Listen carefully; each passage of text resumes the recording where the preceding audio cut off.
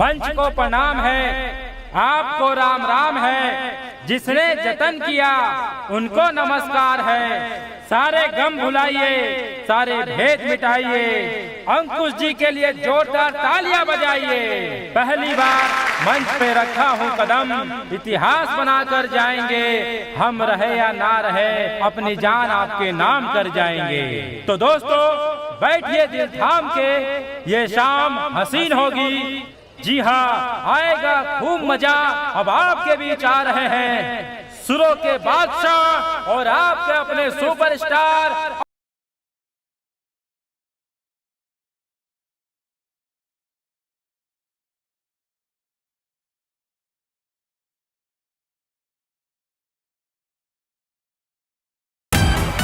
I love you. I love you. I love you. I love you. I love you. I love you. I love you. Monu, अरे मनुआ। Yes चाची, काहे चिल्लाता रू? अरे तू ना कहला हमारा बेटा हिंदी ना बोलेला। हाँ। चल देखा बता नहीं वो अंग्रेजी बोलता। चला। I love you. दीवानों की महफिल सजी, चाहत का रंग भरना पड़ेगा। दीवानों की महफिल सजी, चाहत का रंग भरना पड़ेगा। मोहब्बत एक जंग है, इससे दिल से लड़ना पड़ेगा। ए मोनू, ये तो शायरियों बोलता। तो आर बेटा सपना के ढपना ओढ़ के सुतल बाड़े। अब हम जगाओ तानी। उठ। अरे तू तो बटला ही बड़ा मर्दे, स्टेज कहाँ गई? अरे सपना देखत रहल है, सपना। खाली सपना देखला से कुछ न होई ब्रदर। अगर सपना के सच करे के बनू तो कड़ी मेहनत करे के पड़ी। हाँ बेटा, जे सोएला उ खोएला, जे जागेला उहे पावेला। सुना, जुआर तुआर करके ना एगो स्टेज प्रोग्राम मिल गई बा। कहाँ मिल गई प्रोग्राम? मिल गई कामयाबी की पहला सीढ़ी। अगर ठीक से चढ़ गई नू तो पीछे मुड़ के ना देखे के पड़ी। डोंट वरी ब्रदर, गर्दा उड़ा दे। आजकल के स्टेज प्रोग्राम में बड़का बड़का स्टार बड़की बड़की हीरोइन के अपने साथी ले जाले, और तू अकेले गर्दा उड़ा दे बा। बड़ा मुश्किल काम बा। तोरा खातिर डेढ़ हीरोइन खोजे के पड़ी।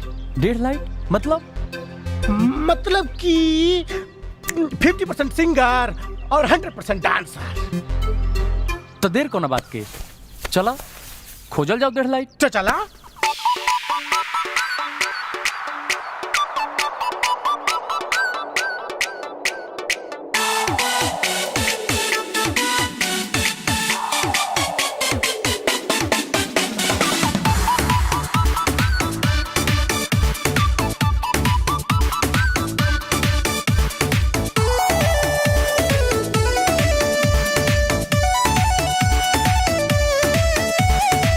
पियवा प्यार लुटावेला, यारा फायदा उठावेला।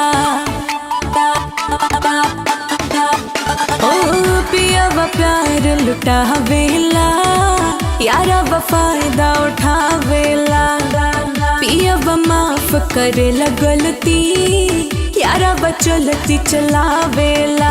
हर बात पे टोकेला, हर बात पे टोकेला। तो यार कबो ए गोरी भतार नहीं हो खेला, यार कबो ए गोरी भतार नहीं हो खेला।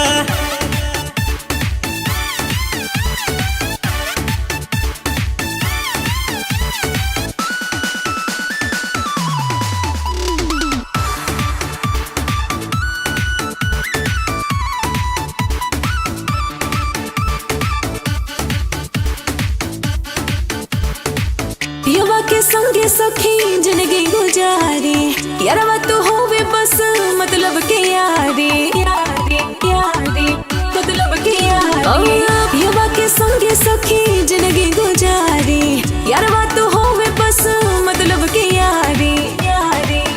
मीठा सुई भोकेला, ओ मीठा सुई भोकेला।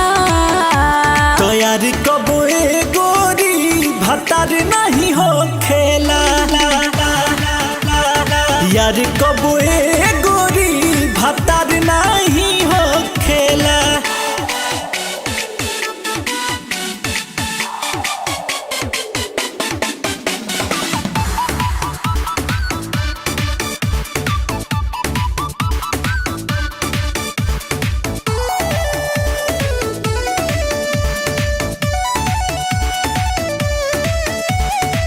कुछ करे पिया रहले पासो, अंकुश राजा गर्दा हुई है न खासो। कुछ करे पिया रहले पासो, अंकुश राजा गर्दा हुई है न खासो। मन के करे परो केला, मन के करे परो केला। यार कबो ए गोरी भतार नहीं हो खेला, यार कबो ए गोरी भतार नहीं हो खेला। Lunch break.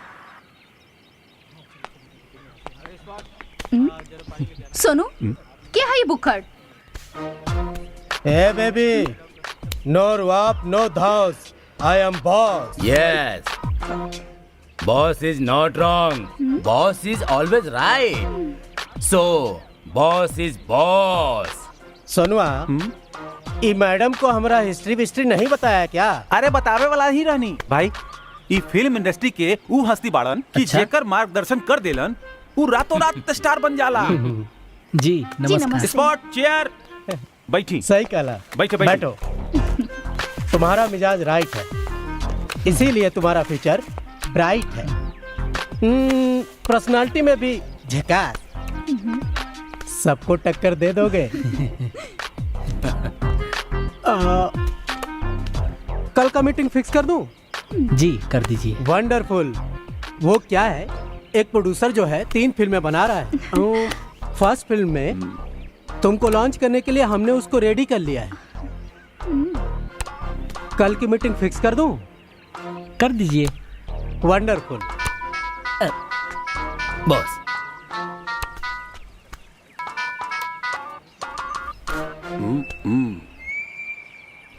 हेलो, क्या एक्सीडेंट हो गया है? बस बस, हम अभी आ रहा हूँ। एक्सीडेंट? पता नहीं। क्या 10,000 की जरूरत है? अरे यार, ये तुमको पहले से ही पता है। भाई दे दी का, बड़ा काम के आदमी बा। ठीक बा, दे दा। ठीक बा। कहाँ से लाऊं यार? मेरा दोस्त हॉस्पिटल में है, 10,000 की सख्त जरूरत है। भाई कही तो दे दी 10,000, बहुत परेशान लगत बाड़े। दे दा। इली हाँ तू रखा।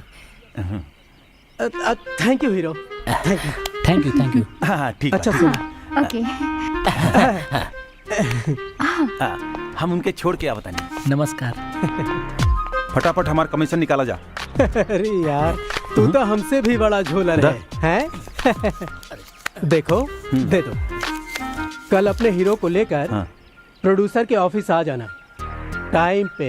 ओके समझ गए ना? ओके ओके। हाँ चल रंपत। आवा राजा, बड़का प्रोड्यूसर बाड़े, एक बार उनकर हाथ तोहरे ऊपर पड़ गई लू तो तोहरा के सुपरस्टार बने से कोई नहीं रोक सकत। का प्रियंका जी? हैं? हाँ। 30% मेरा और 20% सोनुआ का। वो भी लेगा? तुम उसको साधु महात्मा समझ रखे हो क्या? अरे वो हम दोनों से बड़ा कुत्ता है, जौन थाली में खा रहा है ना, उसी में छेद कर रहा है। और उसका कैरेक्टर आप आज तक बुझबे नहीं किए। बूझ रहे हैं। और आगे कुछ? और ही सिंगरवा के साथ एगो स्टेपनी भी है। हाँ, और उस शेर फंसाने के लिए ना बकरी के काम आएगी। हाँ?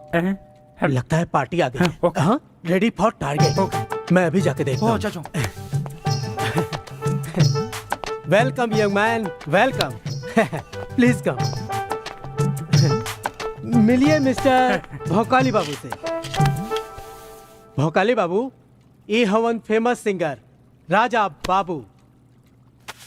एक्सीलेंट, वंडरफुल, आपसे मिलकर बहुत खुशी हुई।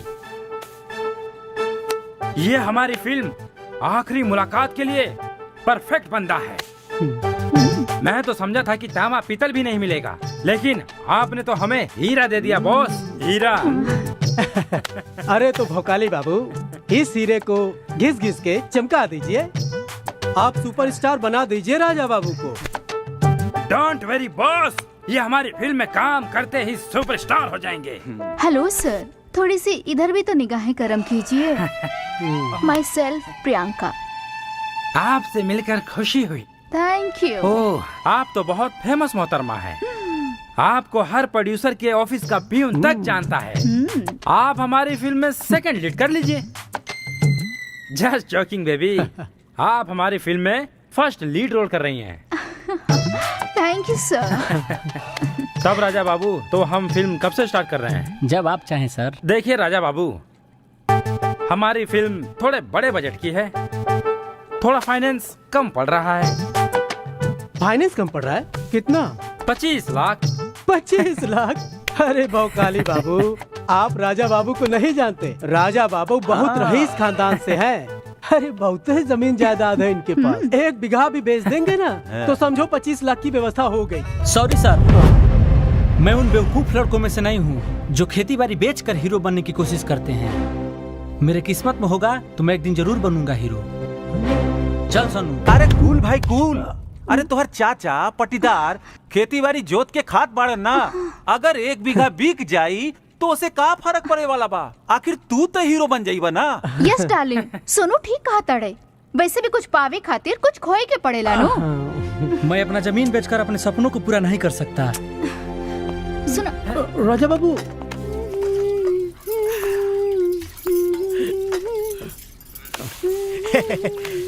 गजबे आवाज बा तुहार, एकदम रसगुल्ला नियन।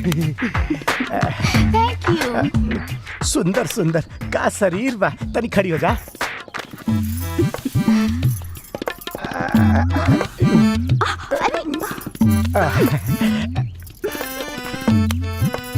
वाह, का लागत बाड़ू।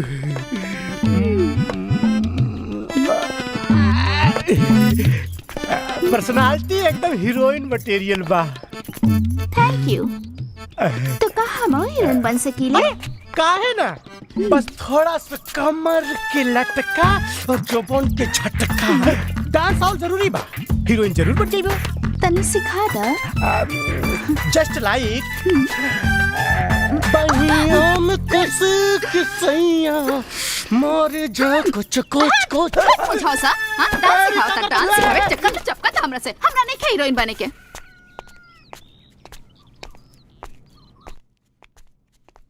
नमस्कार दादा। दादा रुआ फिल्म इंडस्ट्रीज के ऐसा दीपक बानी जेकर रोशनी जोना कलाकार में पड़ जाला उ रातों रात स्टार बन के जगमगाए लागेला। बड़ा उम्मीद लेके आइल बानी दादा, हमरो किस्मत रोशन कर दी। आ बस एक बे दादा हमारा जिंदगी को परेशान कर दी रहुआ।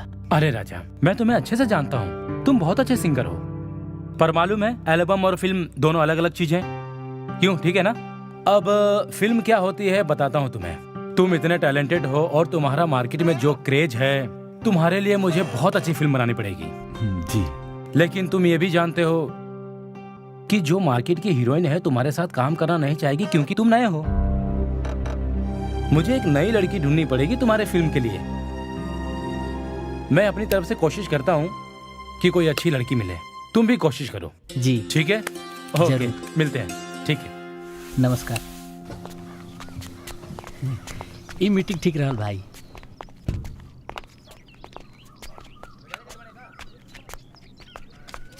अब कल के प्रोग्राम कैंसिल करे के पड़ी का? अब का कल जी भाई? का हो भगवान, एक ही लड़की तू भेटवा ना सकेला? भेज दे तना मर्दे, हमनी के अच्छा प्रोग्राम हो जात। चलो जाओ भाई, हमनी किस्मत खराब बा हो।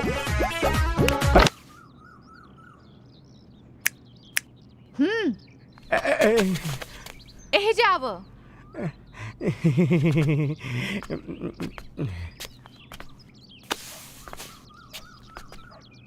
का देखत रहला जा? तोहर डांस।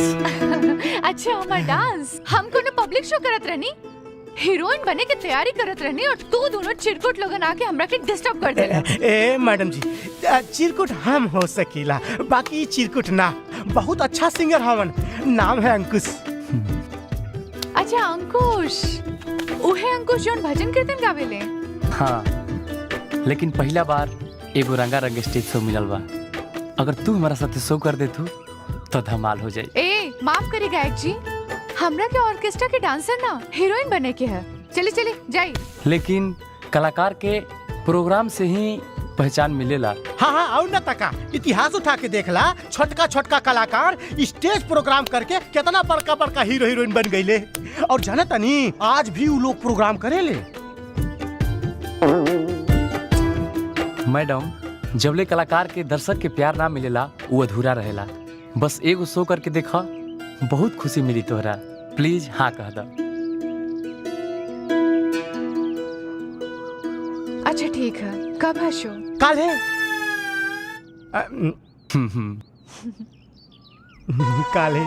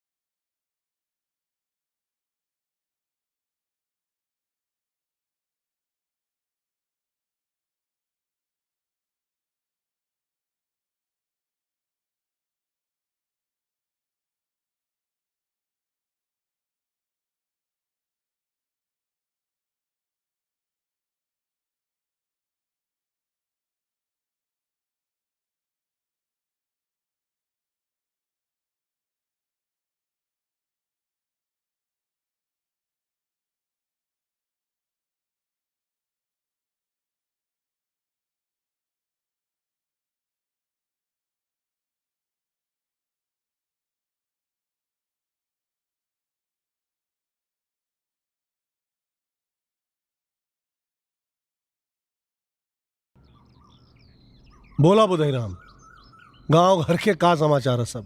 गांव नगर के हाल चाल तो ठीक है बा बाबू साहब, लेकिन आपरे के घर के गड़बड़ाई बा। मतलब? सुननी है कि आपके बिटिया जौन बाड़ी कहे के मतलब लवली बिटिया, हाँ। हम सुननी है कि ऑर्केस्ट्रा में नाचे गई है। ऑर्केस्ट्रा ना बुधईराम, ओकरा के स्टेज शो कहल जाला, स्टेज शो। उहे स्टेज शो? अरे उमे नचले कूदले न जाला और का कही जाला। आपके इस समाज में बड़ी प्रतिष्ठा बा और आपके बेटी एहर उहर जाके स्टेज पे नाचे कूदे, ये तो अशुभनीय बा। जिंदगी भर चौपटे दास रहबा, दुनिया कहां से कहां चल गई है, और तू लोग अबले पुराने ख्याल के जाल में ही उलझल बाड़ा लोग। देखिए बाबू साहब, हम आपके शुभ चिंतक हैं और इहर उहर समाज में आपके हिनाई होता, लेकिन हमार फर्ज बा कि हम आपके आगाह कर दें। ऐसा न बुधई बाबू कि दुनिया का कहेले, एकरा से हमरा के तनिको फर्क ना पड़ेला। हम अपना स्वर्गवासी पत्नी से वादा कैले रहनी कि अपना बिटिया के हर हाल में खुश रखब। और सुना, हमार बेटी कोनो चोरी चकारी नहीं की करत जो नौकरा पे बंदिश लगावल जाए। कलाकार बनल चाहतिया, सिनेमा का स्टार बनल चाहतिया। और देख लिया बुधई, जवन गांव के लोग ओकरा नाम पे हंस रहल बाड़े ना, काल के उहे लोग ओकर तारीफ करी हैं और उहे लोग ओकरे ऊपर फक्र भी करी हैं। एक बात और बता दी तोहरा के, हमार बिटिया ऐसा कौनो काम ना करे जौना से गांव नगर और ओकरा बाबूजी के नाम खराब हो। हमरा के नाश पा हमरा बिटिया पे और पूरा भरोसा बा। अब हम क्या आगे? अच्छा ठीक है, निकलिए आप। अरे लवली। बाबूजी प्रणाम चाचा जी। जियत रहा बिटिया।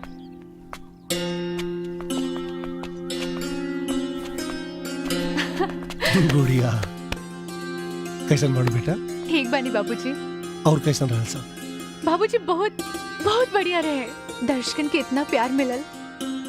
सच में बाबूजी, अब हमार सपना साकार हो जाए बाबूजी। तू खुश बाड़ू ना बेटा? बहुत। भगवान तोरा के खुश रखे, बहुत कामयाबी दे। चला कुछ खा ला। ठीक है। हेलो, हाँ भाई, हम राजा जी के सेक्रेटरी सोनू बोला तानी। अरे महाराज, आजकल तो 1.5-2 लाख रुपया नया सिंगर ले लेत बाड़न ना भाई। 3 लाख रुपया के नीचे ना गई हन। तू राजा से बात करवावा भाई, ई कुल विषय में ना पड़ेलन, समझा? हम ही राजा हैं। तू अपना औकात में रहा बेटा, तू हमरा के जानत नहीं खा। तू राजा से बात करवावा। अरे महाराज, खिसियात काहे बानी? 2 लाख में राउर हम साटा बुक कर देव, लेकिन हाँ 50,000 हमरा के देवा तब।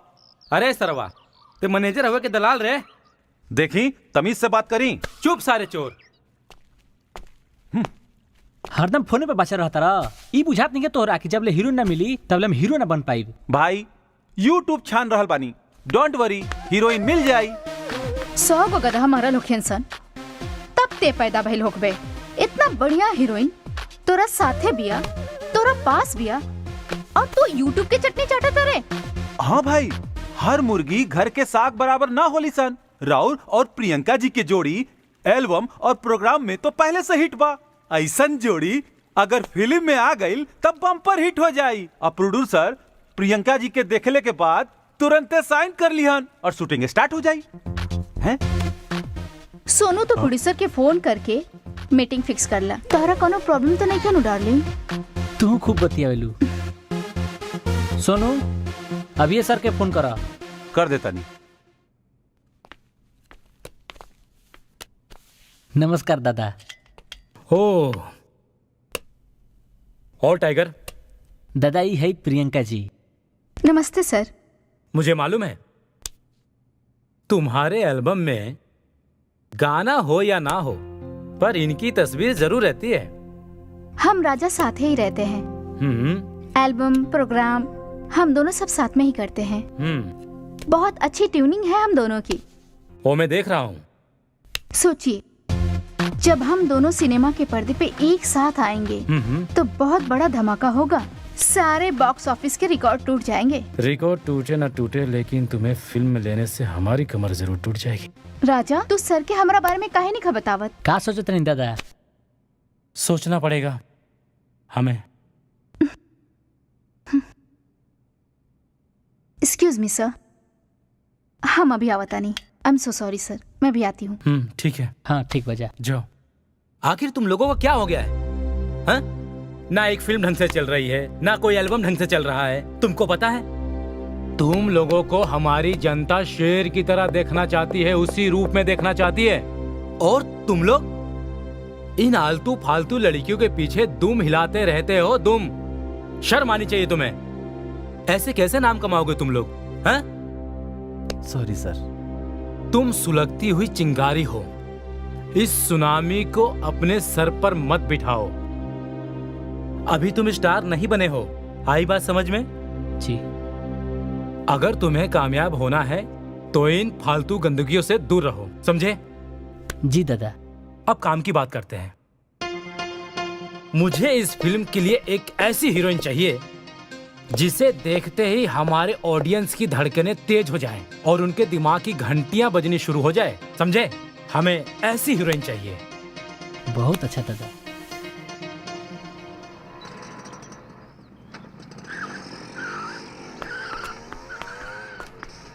चाची, ए चाची, एप्पल के का भाव बा? 200 रुपए किलो। और ई वाला? इहो 200। 200 रुपया? लेकिन ई वाला अच्छा। हाँ ले ला। 1 किलो तौल दी। A for Apple.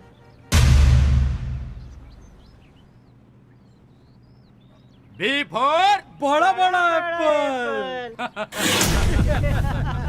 C for चप्पल। खइबा?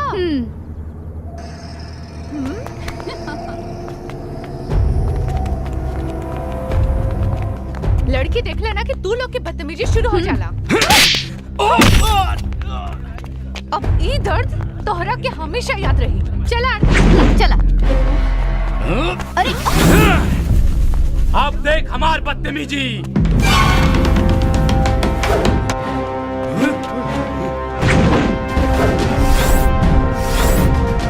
अब तोहर बाप तोहर सारी बदतमीजी निकाल दी।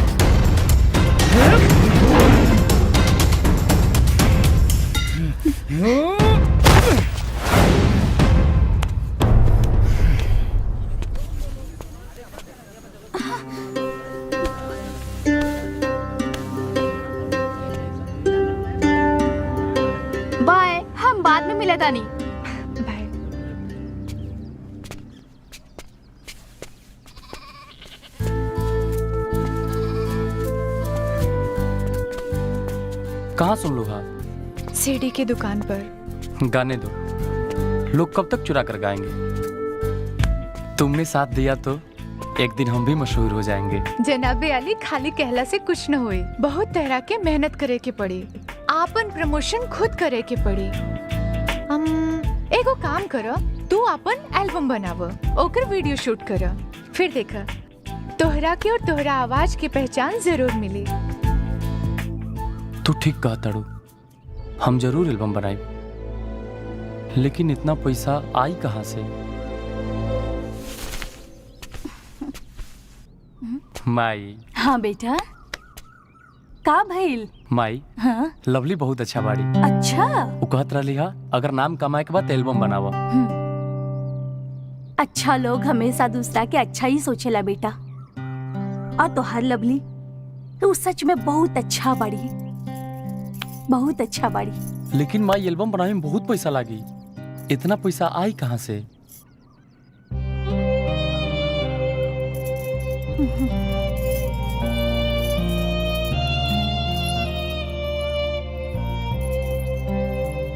इला और जाके बेच दे।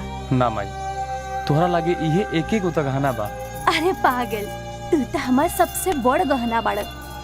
जाके बेच दे और जब कमाई है तब कीन दी है।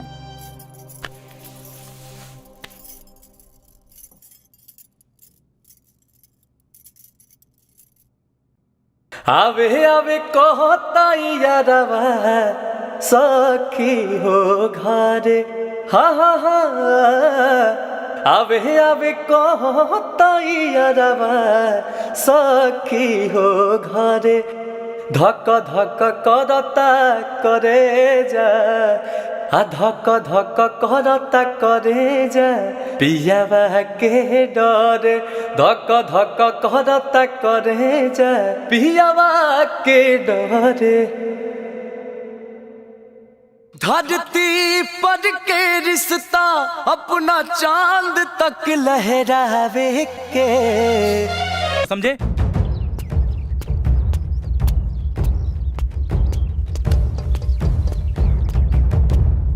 नमस्ते दादा। ठीक है, बैठो। एक बात बताओ, मैं तुम्हारे पास गया था कि तुम मेरे पास आए थे? जी हम आई रहनी। क्या समझ के रखा है? ऊ देवता जी हमरा के आज आशीर्वाद देवे वाला बा, जिकरा से हमरा किस्मत के सारा दरवाजा खुल जाई और हम आसमान के बुलंदी के छू लेब। ऐसा कुछ होने वाला नहीं है, इम्पॉसिबल। वो जो प्रियंका रूपी नागिन तुम्हारे सर पे बैठी है ना, वो कुछ नहीं होने देगी। समझ में आया? वो तुमको अपनी सीढ़ी बना के खुद सक्सेस होना चाहती है। ऐसी बीमारी से बचो। आई बात समझ में? समझ गई नहीं दादा। प्रियंका रुआ के कुछ कह ले बिया। हाँ, उसका फोन आया था। वो कह रही थी मुझे कि तुम उसके बगैर कोई फिल्म नहीं करोगे। अगर तुम लोगों का यही कंडीशन है तो सुन लो, ये फिल्म बने या ना बने, लेकिन मैं उसको किसी भी कीमत पे कास्ट नहीं करूंगा। समझ में आया?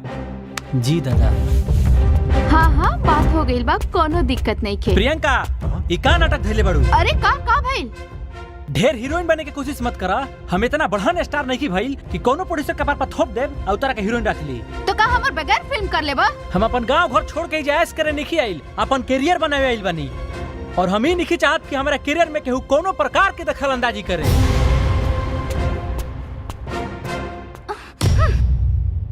बड़ा बेवकूफ बाड़ू तू। फल लागे से पहले ही पेड़ काटल चाहताड़ू। अरे फल के सेवा करा सेवा। जितने पाक पाक के फरी उतने झड़ी। खा के अघाई रहबू नु त हीरोइनो बन जाइबू, बुझलू?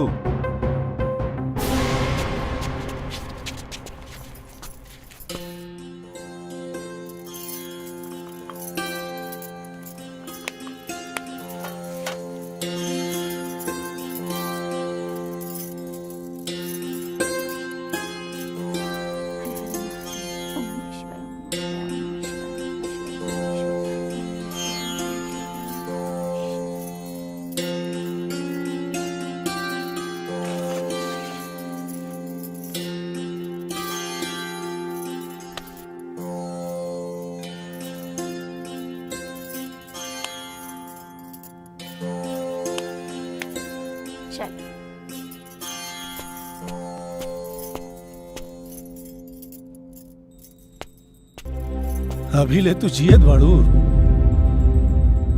हाँ, तोरा जैसन पापी लोग इतना जल्दी मर भी कैसे सका। हे बुढ़ऊ, जबान संभाल के बोला, नहीं तही बढ़ोती में हड्डी टूटी ना तो झूठी ना।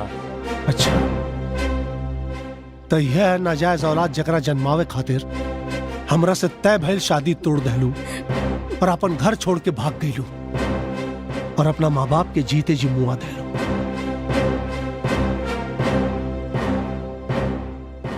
जैसन महतारी का चरित्र बदतमीज रहे वैसने बदतमीज औलाद पैदा कैली। अगर एकरा आगे एक शब्द ही बोलला ना तो जबान काट ले।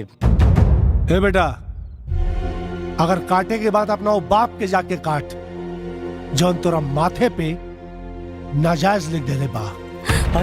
माई ओके जाके काट। बेटा बेटा चला हमके घर ले चला।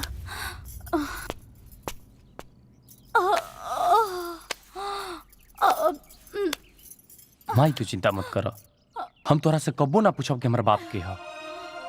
बस इतना बता दो कि भइल का रहे, आखिर में वो काहे तरह के छोड़ के चल गिले। अच्छा कोनो बात नहीं है, ई तो पता हुई कि वो जिंदा बाड़े या मर गिल बाड़न। ऐसा न सब बात अपना मुंह से मत निकाला। हमारा दिल कहता कि वो जिंदा बाड़े। तो सुनल चाहता ना तो सुन ला।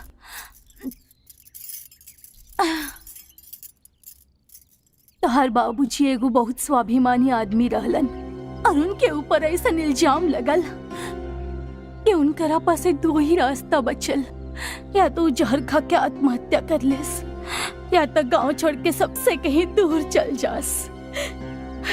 लेकिन हमके पूरा विश्वास बा कि तोहर बाबूजी कायर ना हुवन कि वो जहर खा लिहन।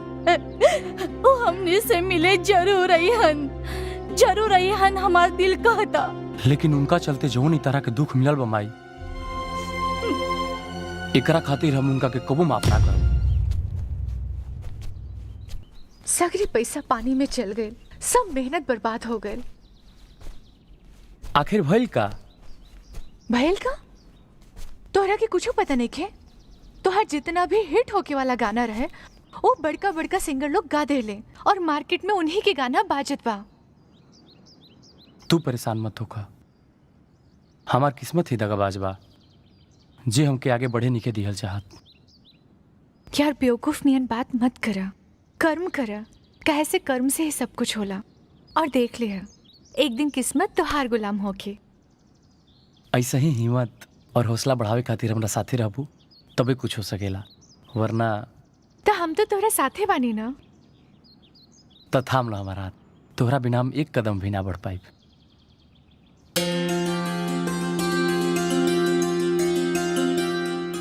का भइल, कुछ कहल चाहता रहा? I love you. हाँ बेटा। देखा तोरा से मिले खातिर के आइल बा। प्रणाम माँ जी। जियत रह। ये तो हर लवली है नु। अरे माँ जी, रहू हमरा के कहाँ देखनी? हाँ बेटा, हम तोहरा के रोज देखे नी, अपना बेटा के मन के आँख में और ओकरा बात में, एकरा रोम रोम में तू बसल बाड़ू। अच्छा लवली, तू माई से बात करा, हम तोहरा खातिर कुछ स्पेशल लेके आओ तनी। देख बेटी, हमार बेटा तोहरा से बहुत प्यार करेला। हमरा जिए के सहारा हमार बेटा बा और तू ओकर जिए के सहारा बाड़ू। कब्बो ओकरा के बेसहारा मत करीहा, कब्बो ओकर साथ मत छोड़ीहा। माँ जी, रहुआ हमरा पे विश्वास रखे, हम अंकुश के कभो न छोड़ब। बेटी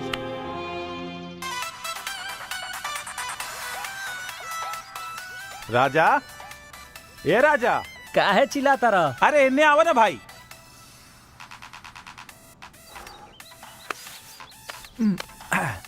ई देखी भाई, वीडियो आपके लायक कमाल के हीरोइन मिल गई बिया।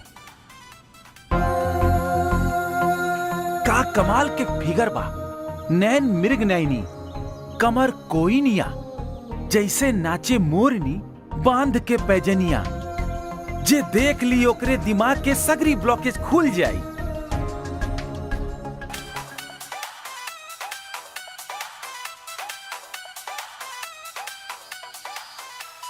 Very nice.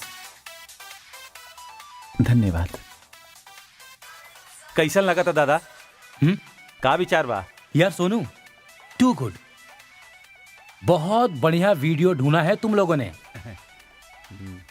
अरे सुनो राजा, इस फिल्म के लिए बहुत परफेक्ट लड़की मिल गई हमें। यस। जल्दी से जल्दी उसको मुंबई बुलाओ और इस फिल्म को अभी के अभी शुरू करते हैं, ठीक है? सोनू जी भाई। अभी नंबर निकाला। ठीक बा भाई। जल्दी करो, मिलते हैं। जी नमस्कार।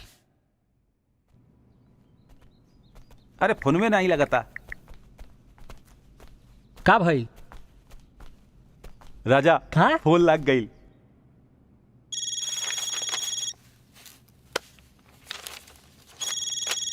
अरे लवली। हाँ बाबूजी। बेटा तुम्हार फोन बा। देखिए ना, केकर फोन है। अरे अजीब हाल है। हेलो, ये लवली जी के नंबर बानू? हाँ उन्हीं का नंबर है। हम उनकर बाबूजी बोला था। जी प्रणाम। ऊ लवली जी से राजा बात करल चाहत बाने। लवली के बाबूजी बाड़े। अंकल जी नमस्ते। नमस्ते। हम राजा बोला था नहीं। कौन राजा? गायक राजा। राजा बाबू? अरे हमरा के आज यकीन नहीं क्यों चमत्कार हो गया। आज हमार बेटी राउर बहुत बड़ फैन बिया। हमेशा राउरे गाना सुनत रहेले। जी अंकल जी, ई तो हमार खुश नसीबी बा। खैर हम एगो फिल्म में हीरो के रोल करे वाला बानी आ हीरोइन के रोल खातिर लवली के सिलेक्शन भइल बा। उ करिहन ना? अरे करिए। वो तो डांस और एक्टिंग का पूरा दिन भर रिहर्सल करेले। वो हीरोइन बने खातिर तो पगलाइल बिया हमार बिटिया। अरे वाह, ई तो सोने पर सुहागा वाली बात हो गई। अब होल्ड करिए, हम बुला रहल बानी। Lovely, lovely. हाँ बाबूजी आवतानी। हाय देखा, राजा बाबू का फोन है। कौन राजा? अरे कौन राजा? अरे तुम्हारा favourite star singer Raja line पे बाने। बात कर, बात कर। अरे बात तो कर। Hello. Hi lovely, how are you?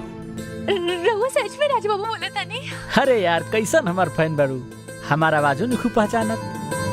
ना ना, हम राउर आवाज पहचाना था नहीं, लेकिन हमरा तो विश्वास नहीं के होत। अच्छा सुना, एज ए हीरोइन तोहरा हमरा साथे काम करे के बा। एज ए हीरोइन हम? बाबूजी चीटी काटी ना।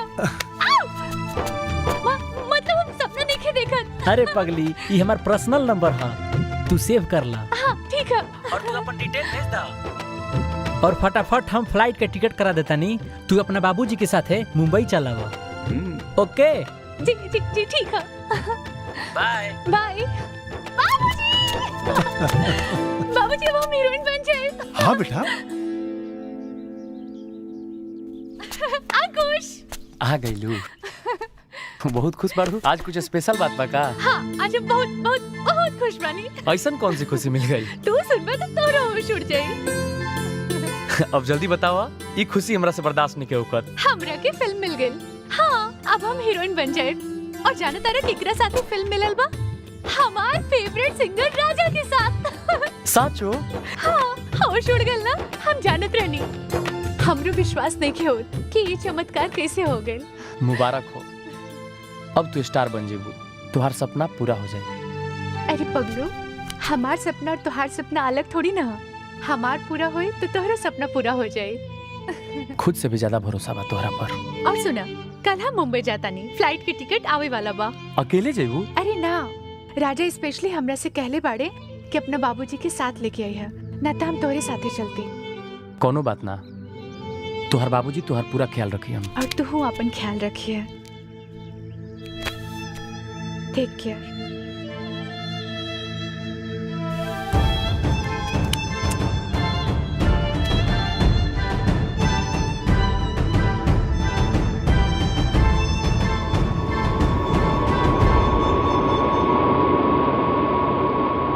ओम गणपते।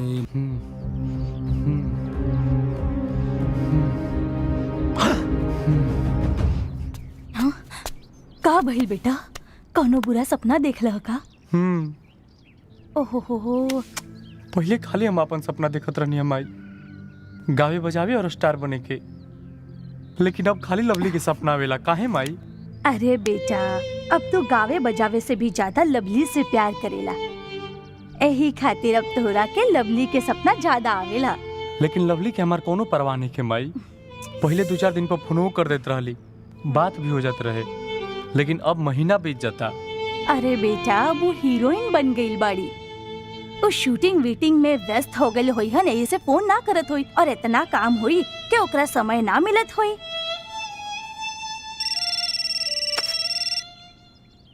अरे लवली के फोन आ गई माई। अच्छा, ओके याद कैला और वो हाजिर हो गईली। बतियावा ना, हम ना बतियाई। काहे इतना दिन पर फोन कैली? दा हम बात करत तानी। हेलो। हाँ माँ जी, प्रणाम। अरे खुश रहा बिटिया। अच्छा माँ जी, राउर दुलरुआ कहाँ बड़े? अरे हमार दुलरवा तो तुमसे बहुत गुस्सा बाड़ा। लेकिन काहे? अरे इतना दिन में तो तू फोन करे लो। अब माँ जी का बताई, दिन रात शूटिंग में व्यस्त रहेनी, यही से फोन ना कर पावेनी। एक फिल्म और मिल गई और दोनों की शूटिंग साथे चलता, यही से टाइम नहीं मिल पावत। हम ये बात अपन बबुआ के समझाइला, बाकी वो मनबे ना करेला। माँ जी रहुआ उनकी फोन दी, हम समझा देता नहीं। ल बात कर। तू एबू कि हम आ जाएं? अरे हमर जान, काहे खिसियत बड़ा? तू तो जानत आड़ न कि शूटिंग में व्यस्त बानी, बाकी तोहरा से ना मिल पैला के दर्द जितना तोहरा के होता उससे ज्यादा हमरा के है। अच्छा एक बात और जानत आड़, आज हमार फिल्म रिलीज हो रहा बा। आजू है? हाँ, माँ जी के भी साथ लेके जाइए। लवली जी, आपका शॉट रेडी है। ओके सर। अच्छा हम रखा था, नहीं बाद में बात करब। बाय। दादा टचअप। सोनू लवली के साथे शूटिंग करत करत कब वो हमरा दिल के करीब आ गेली, ई हमरा पता ना चलल। प्यार के एक्टिंग करते करते कब उनका से सचमुच प्यार हो गई, इहो पता ना चलल। सोनू, हम उनका के सचमुच अपन जीवन साथी बनावल चाहतनी। हम उनका से शादी कइल चाहतनी। का ई मुमकिन बा? हाँ भाई, हमरा के लागत कि मुमकिन बा। राउर विचार जब लवली और उनकर बाबूजी के पता चली तो खुशी के मारे उछल जाई हैं। तारा के तो मालूमे बा कि लवली तोहार कितना बड़का फैन बाड़ी, आई उनका लिए चमत्कार से कम ना बा। यही से कहता नहीं कि तू जा और अपना प्यार के इजहार कर दा। ना सोनू, हमरा डर लगता ऊ मना कर दी तब। तू एगो काम कर, तू उनका बाबूजी से जाके बात कर। गार्जियन होए के खातिर रउआ से एगो रिक्वेस्ट करता नहीं। अरे रिक्वेस्ट का बोली ना। राजा के अपना दामाद स्वीकार कर ली। ऊ काहे कि राजा लवली से शादी करल चाहत बाड़े। अरे आप हमरा मुंह के बात छीन लेनी। मतलब आज तो लगत कि दिन पर दिन चमत्कार पे चमत्कार हो रहा बा। राजा बेटा, हम वो यह चातरानी बस कहना हमरा के रिश्ता मंजूर बा। अरे बस खुश। बहुत बहुत धन्यवाद। अरे धन्यवाद कौन बात। आई चलिए।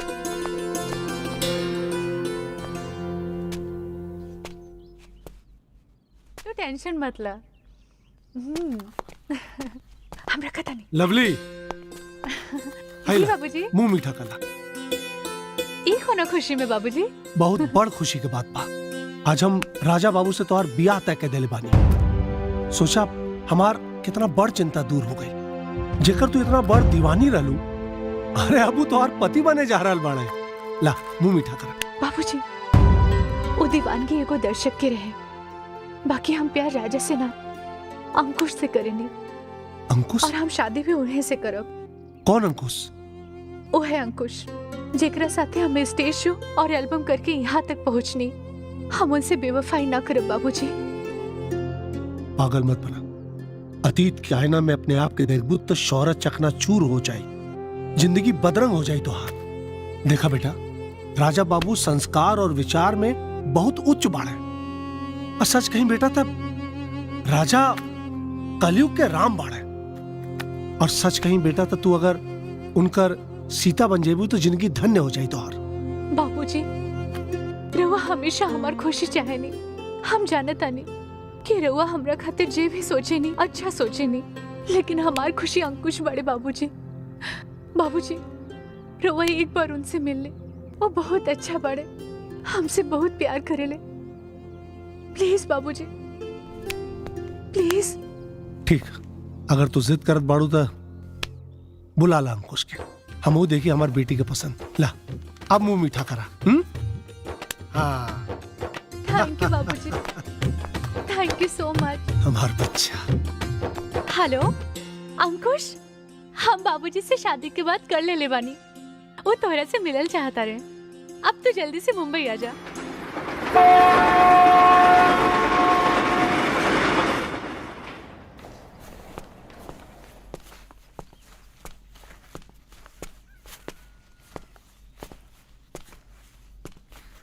लवली। अंकुश।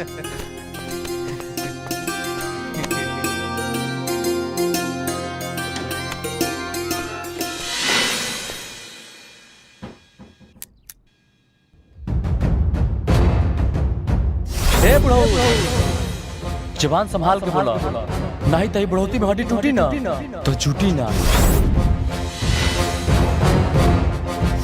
ए बेटा, अगर काटे के बाद अपना वो बाप के जाके काट, जौन तोरा माथे पे नाजायज ले देले बा।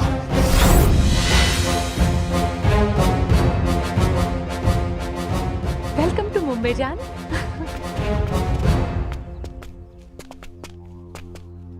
बाबूजी, ये है अंकुश बाड़न। जी नमस्ते। लवली, तुहर बाबूजी तो आशीर्वादों निखन देत। बाबूजी। हाँ बेटा, तोहरा से हमारा आशीर्वाद बर्दाश्त ना हो। ये हुआ तोहर पसंद। आपन विचार बताई। हम लवली से शादी कर चाहता नहीं। बताई कन्यादान कब करब? अब तक तो हम तोरा के खाली मेंटली डिस्टर्ब समझत रहनी, लेकिन तू बदतमीज भी अव्वल दर्जे का बाड़ा। हमरा बेटी का का पोजीशन बा पता बा तोहरा? ते जमीन बाड़े ते आसमान बाड़े। आसमान में उड़े वाला अक्सर जमीन और जमीर भुला जाला, यही से हम जमीन पर बानी। अंकुश, प्यार से बात करो। लागत हमने के प्यार तोहरा बाबूजी के हजम नहीं होगा। लवली, तू एकरा बारे में कितना जाने लो? बाबूजी, बस हम इतना ही जानी ले कि हम अंकुश से बहुत प्यार करेनी और शादी भी हम इन्हीं से करब। खाली प्यार से जिंदगी ना चलेला, जिए खातिर मान सम्मान और पैसा रुतबा चाहिए। तोरा से शादी करे खातिर न एकर औकात बा न एकर जात बा। हमार ना, पहले आपन औकात देखी। लवली राउर जागीर बाड़ी और इस जागीर के बादशाह हम बानी। ई तोर भ्रम ते समाज पे ऐसन बदनुमा ताक बाड़े, सोसाइटी पे ऐसन कलंक बाड़े कि जकरा के तोर मतारी जिंदगी भर नाक रगड़ रगड़ के मिटावे के भी कोशिश करी ना त तब्बो ना मिटी। बेटी पूछ एकरा से, एकर बाप किया। अंकुश, बता दे इनका के। ना मालूम है ना? कहा बोल बेटा, मुंह में लकवा मार गई। चल बेटा ठीक है, मान लेने की तोरा के नहीं के मालूम, लेकिन तोरा मतारी के तो मालूम होई ना। हाँ कहा भाई कि ओकरो के नहीं के मालूम बा कि तोर बाप के है। अमरनाथ! अंकुश, तुम्हारी हिम्मत कैसे भला हमारे बाबूजी की गिरबान पकड़े के? अंकुश, ये दुनिया में केहू भी ऐसा भइल नहीं खे जे माँ बाप से बड़ा हो सके। भूल जा हमरा के, जे हमारे बाप की इज्जत ना कर सकेला वो हमरा खातिर मर गए। और तू भी याद रखिए, आज से लवली तोहरा खातिर मर गई। और हाँ, चल जाए जैसे आज के बाद हमरा के अपन शक्ल मत दिखाइया।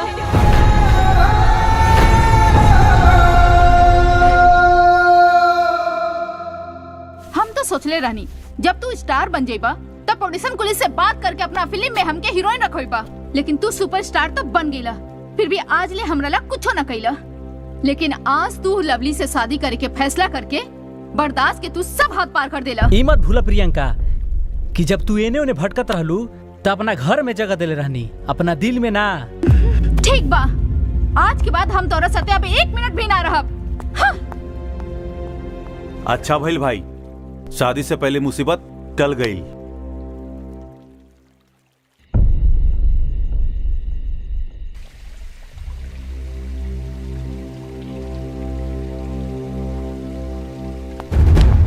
जब दिल टूटता है तो जिंदगी वीरान सी लगने लगती है। ख्वाहिशों के आसमान में अरमानों की चिताएं जलने लगती है। राजा के चेलिन हो ना, जख्म पर नमक तो दरबे करबो। बेवफाई के जौना नाव में तू बैठल बड़ा, ओही में हमहू सवार बानी। राजा हमरा से शादी के वादा कैले रहलन और अब ऊ लवली से शादी रचाए वाला बाड़न। अच्छा, तो राजा से शादी करे लबिया ऊ बेवफा?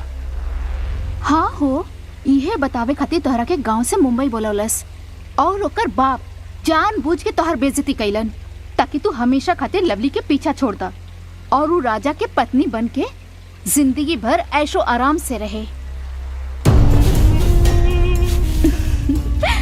बानर के पूंछ में आग तो लग गई अब तो लंका जरबे करी। लवली! ए लवली!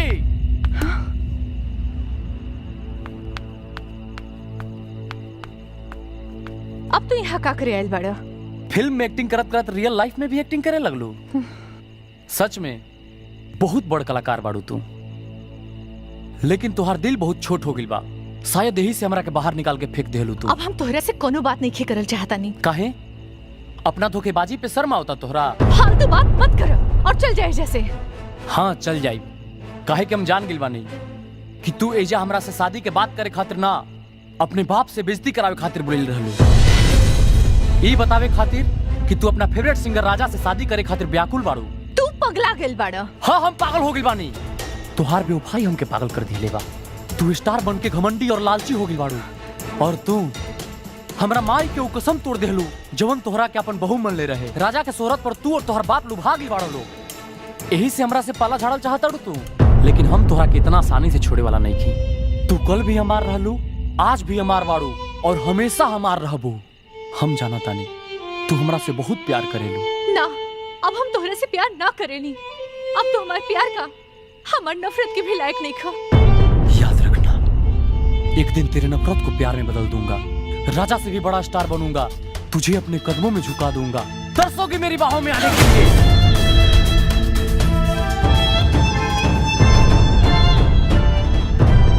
एक दिन तेरी ऐसी हालत कर दूंगा। फुटी फुटी रोई है मिली तुम ना देख के। डाली गईली जान हमारो, डाली गईली जान हमारो जिंदगी झमेल में। खा गईलू जिंदगी जान मोहब्बत के खेल में।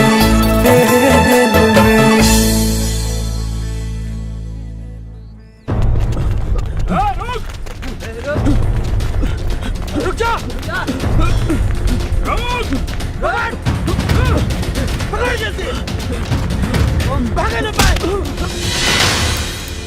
हमरा के बचा ले बेटा, न तो लोग हमरा के मार डाली। काहे मार डाली?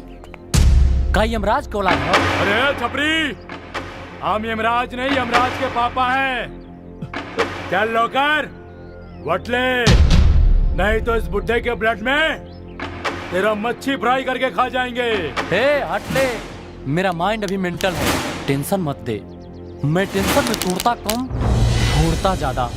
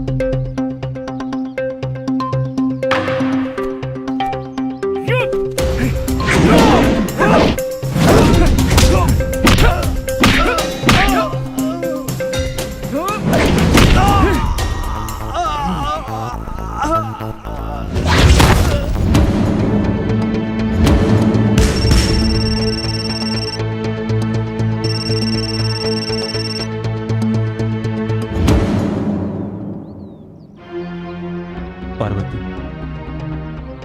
एकर मतलब ये हमार बेटा।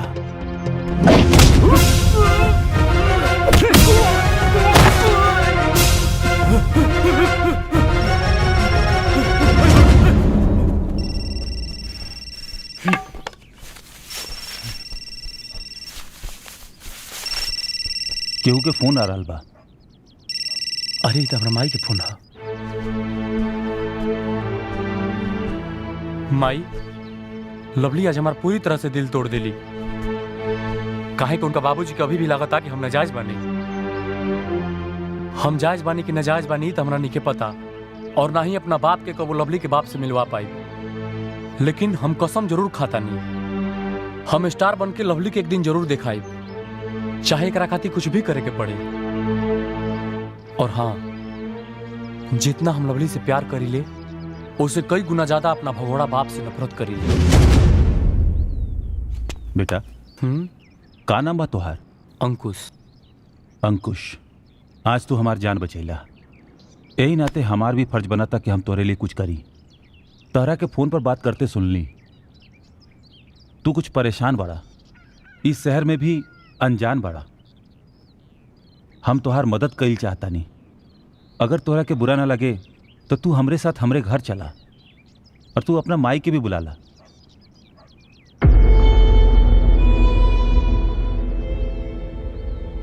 भगवान, तोहार बहुत बहुत शुक्रिया कि आज तू हमार बेटा से हमरा के मिलवा देला। हम तोहार हमेशा शुक्रगुजार रह।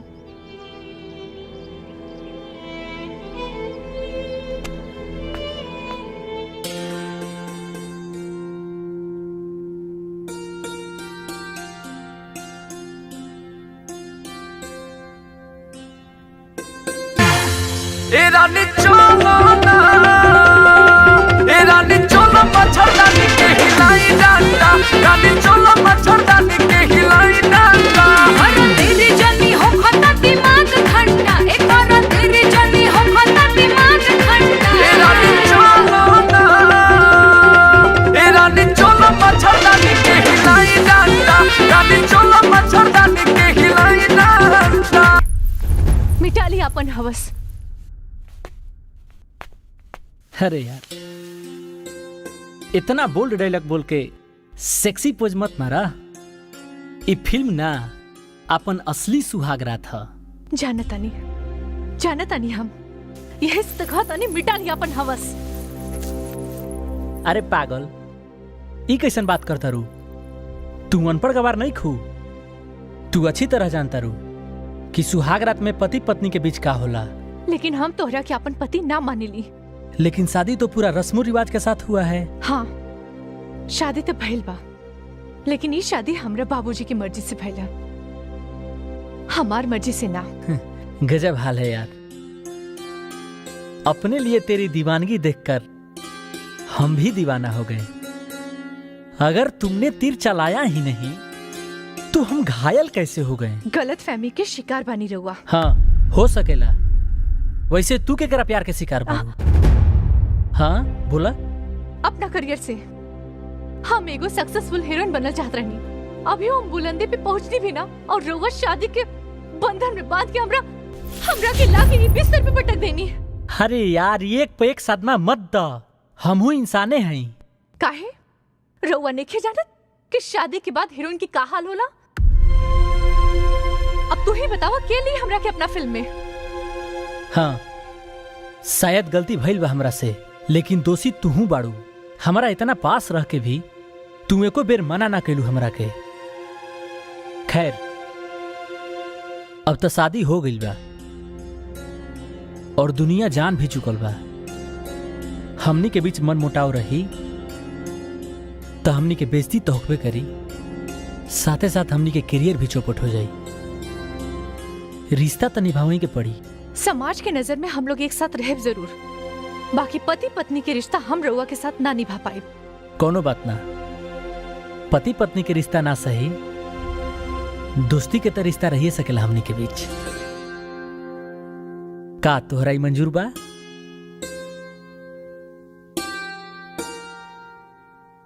चला दोस्ती के हाथ बढ़ावा। गुड। रंपत जी बॉस। अब जिए के तनिको मन नहीं खे करत। काहे बॉस? अरे यार, एक वो दिन था जब हम 5 स्टार होटल में बैठ के मदिरा पान करते थे और आज एक ही दिन है कि नुक्कड़ पे बैठ के कटिंग चाय पी रहे हैं। अरे मन तो कर रहा है कि चाहवा के गिलसिया में डूब के मर जाओ।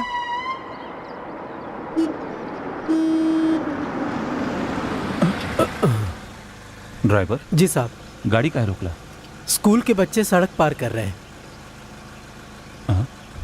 इस विचार आपके मन में काहे आवता बॉस? घर की जमीन बेचकर आया था फिल्म बनाने, लेकिन ये फिल्मी डाकू हमारा ही फिल्म बना दी और हम कंगाल हो गए और प्रोड्यूसर से हम सेटिंगबाज बन गए। आलम यह है रंपत कि हम दाने दाने को मोहताज हो गए। हम तो कहा था नहीं बॉस, कोनो प्रोड्यूसर के पास चलल जा, अगर वो फिल्म बनावे के तैयार हो जाई तो ओकरा से कोना कोना झोलझाल जरूर हो जाई। नहीं नहीं रंपत, मैं किसी के साथ झोलझाल नहीं करूंगा, किसी को चीट नहीं करूंगा, चाहे चाहे भूखा ही क्यों ना मर जाऊं।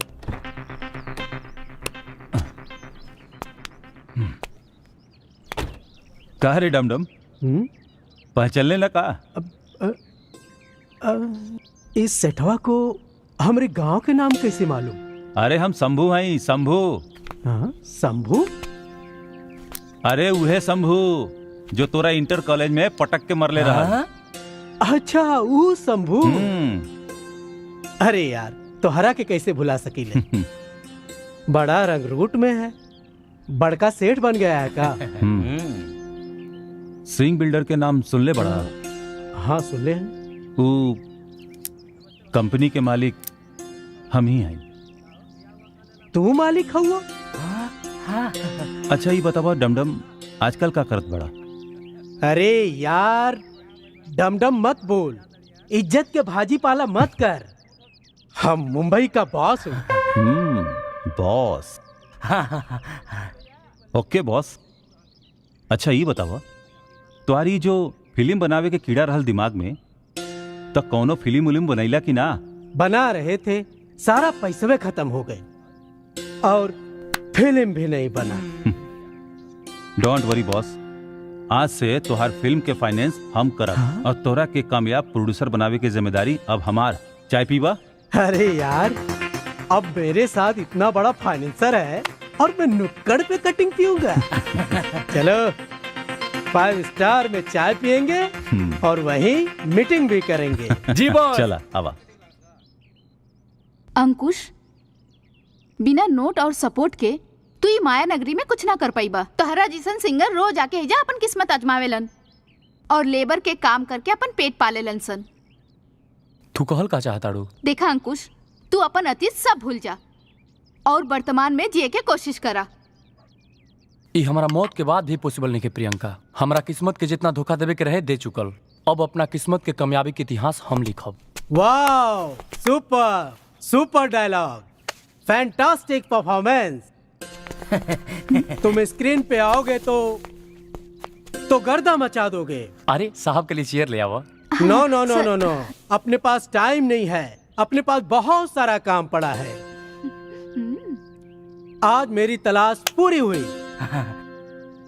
हमारी फिल्म में हीरो कोई होगा तो अंकुश बाबू होंगे। रंपत जी बॉस। अंकुश को साइनिंग अमाउंट 2 लाख रुपए। हाँ? Boss, I am the boss, producer boss. जी बॉस। वैसे अंकुश बाबू, हीरोइन किसको लूं? ऑफ कोर्स मैं। हाँ ना अंकुश? हाँ, इनको सेंड कर लीजिए। हाँ रंपत। जी बॉस। मैडम को साइनिंग अमाउंट दो। जी बॉस। 1 लाख रुपए और बाकी बातें अंकुश बाबू और एग्रीमेंट हम लोग मुहूर्त में कर लेंगे। ओके ठीक है? अरे मुहूर्त तो पूछ ला कब बैठे। लेकिन मुहूर्त कब है? मुहूर्त के बारे में पूछना छोड़ो बेबी, ये पूछो कि मुहूर्त में कौन चीफ गेस्ट आने वाला है। कौन? आई आई। बैठी। नमस्कार राजा बाबू। नमस्कार, नमस्कार नमस्कार। लवली जी। नमस्कार। अरे पहचाने कि नहीं हमको? Boss, your name is boss. आपको कैसे भूल सकते हैं? बताइए कैसे तशरीफ लाएं? आप मियाँ बीवी को चीफ गेस्ट के लिए इनवाइट करने आए हैं। मेरे ख्याल से आप दुनिया के सबसे बड़े गेस्ट हैं। आपको किसी गेस्ट की कैसे जरूरत पड़ गई? अरे सर, मजाक नहीं है, फिल्म बना रहा हूँ। आप फिल्म बना रहे हैं? हाँ जी। हीरो कौन है? मुहूर्त में आइएगा मैडम, सब जान जाइएगा। रामपाद जी बॉस। ये है मुहूर्त कार्ड। आप लोग आएंगे ना? अब आप इतने प्यार से बुला रहे हैं तो हमें आना ही पड़ेगा। नमस्कार भाइयों और बहनों, जिस पल का आपको बेसब्री से इंतजार था वो शुभ पल अब आ गया है। जी हाँ, इंडस्ट्री की सुपरस्टार लवली जी के हाथों इस फिल्म का शुभारंभ होगा।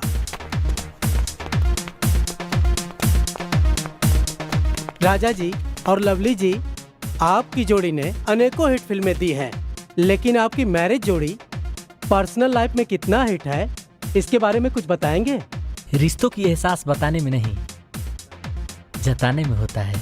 राजा जी, आपकी शादी के काफी दिन बीत गए, लेकिन अभी तक आप किसी हनीमून ट्रिप पे नहीं गए। हमारे लिए कर्म ही पूजा है। कंटिन्यू शूटिंग की व्यस्तता है और प्रोड्यूसर का नुकसान कर कर हमें अपने पर्सनल लाइफ की एंजॉय करने का कोई हक नहीं है। लवली जी, एक पत्नी के रूप में आपकी फ्यूचर प्लानिंग क्या है? Sorry, no personal questions. Okay, thank you. Thank you. आप टाइम के बहुत पंक्चुअल हैं, आज हमने देख लिया। Please take your seat. Boss, ये क्या बदतमीजी है? भैया भाभी कब के आए हुए हैं, अभी तक आपके हीरो हीरोइन नहीं आए? हो सकेला सोनू सर, हमने के चीफ गेस्ट ला ना बेइज्जती करेला बुरी लेखस। क्या बात कर रहे हैं सर? अगर आपको ऐसा लग रहा है ना, तो आप अपना जूता निकाल के मेरे सर पे मार लीजिए। ये देखिए, हमारी फिल्म के हीरो हीरोइन आ गए। वाह राजा जी, देखिए कितनी बड़ी हस्ती आपको मुबारकबाद देने के लिए आई हुई है। सर, हम आपसे हाथ मिला सके नहीं? अरे काहे ना भाई। Thank you. अरे लवली जी भी आई बड़ी। नमस्ते। जी नमस्ते। और एक खास बात और कि हमारे इंडस्ट्री के बहुत बड़ी शख्सियत और हस्ती श्री दुर्गा दादाजी यहाँ पधारे हैं, तो मैं चाहता हूँ कि आप अपने जोरदार तालियों से इनका स्वागत करें। आइए सर, हम धन्य हो गए आप आ गए। आइए आइए। तो लवली जी प्लीज अपने शुभ हाथों से मुहूर्त का शुभारंभ करें।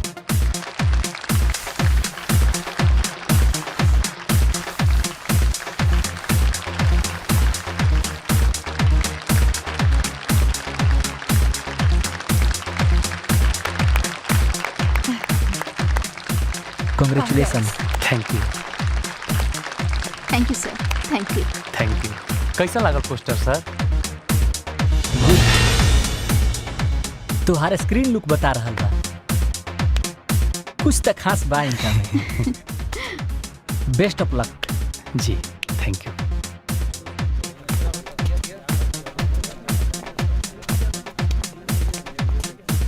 अरे मैडम जी, आप भी तो कुछ बताएं। फिल्म के टाइटल कैसन बा? बेवफाई। सॉरी, हम केहू के टाइटल और ओकर पर्सनल सोच पे कमेंट ना करेनी। अब हम चले? Excuse me madam.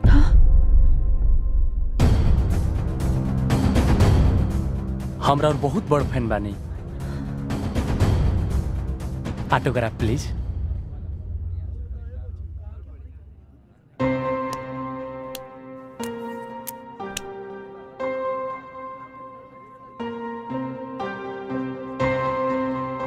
क्यों नहीं सर, म्यूजिक बहुत जल्द लॉन्च करेंगे। उससे पहले थोड़ा सा हम अपना नेक्स्ट शेड्यूल देख लें। मैडम जी, अगर आप ओके बुरा सर, न ओके। माने मिलते हैं सर, बिल्कुल। तो हम आपके अपन पहला ऑटोग्राफ दिया चाहता नहीं।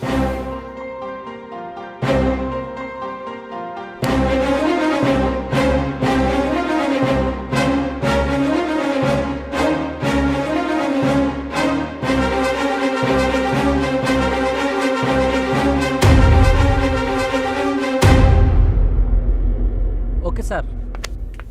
चलिए हाँ, बेजा से। चला।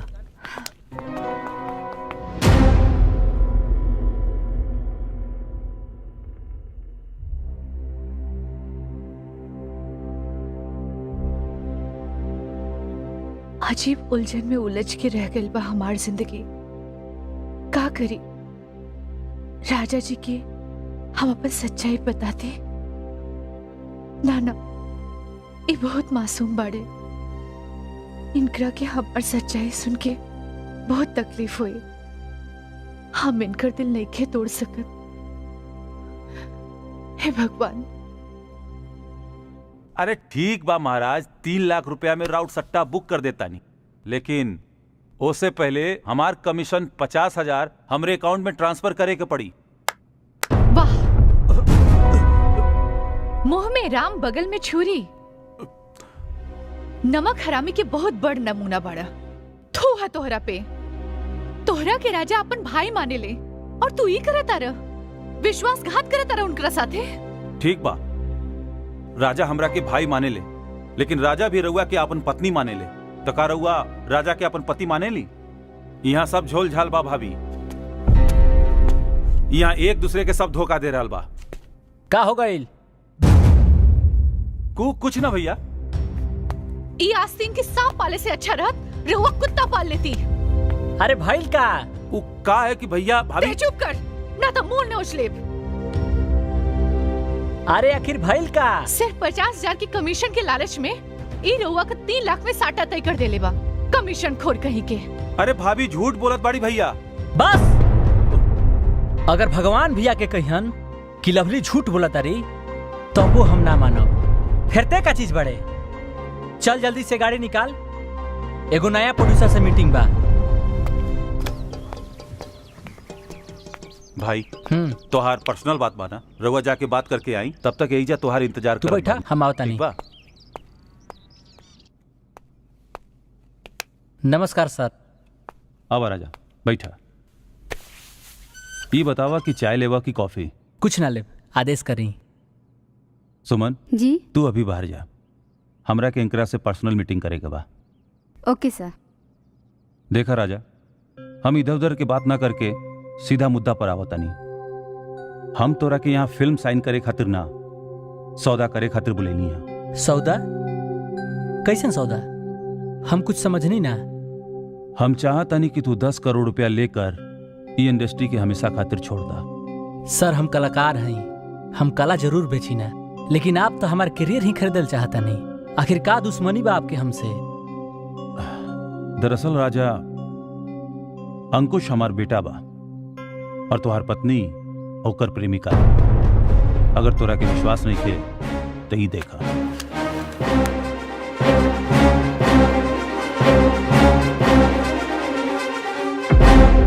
चेहरा गिरगिट से भी ज्यादा रंग बदल सकेला, इहे देखा था नहीं। मतलब अपना आप से भी ज्यादा हम तोहरा पर विश्वास करत रहनी, लेकिन तू विश्वासघाती निकल लू। सच कहल बा, तिरिया चरित्र दैवो ना जाने, तो हम का जाने। आखिर वो कहल का चाहता नहीं? शादी भइला के बाद भी तू हमके अपन पति ना मन लू, काहे कि तुहर प्रेमी अंकुश बाड़े। इंसान आसमान से गिर के एक बार उठ सकेला, लेकिन जे नजर से गिर जाला ना, ऊ कबो ना उठेला। अब तू हमरा तरफ से आजाद बाड़ू, तू चाहत अंकुश के पास जा सकेला।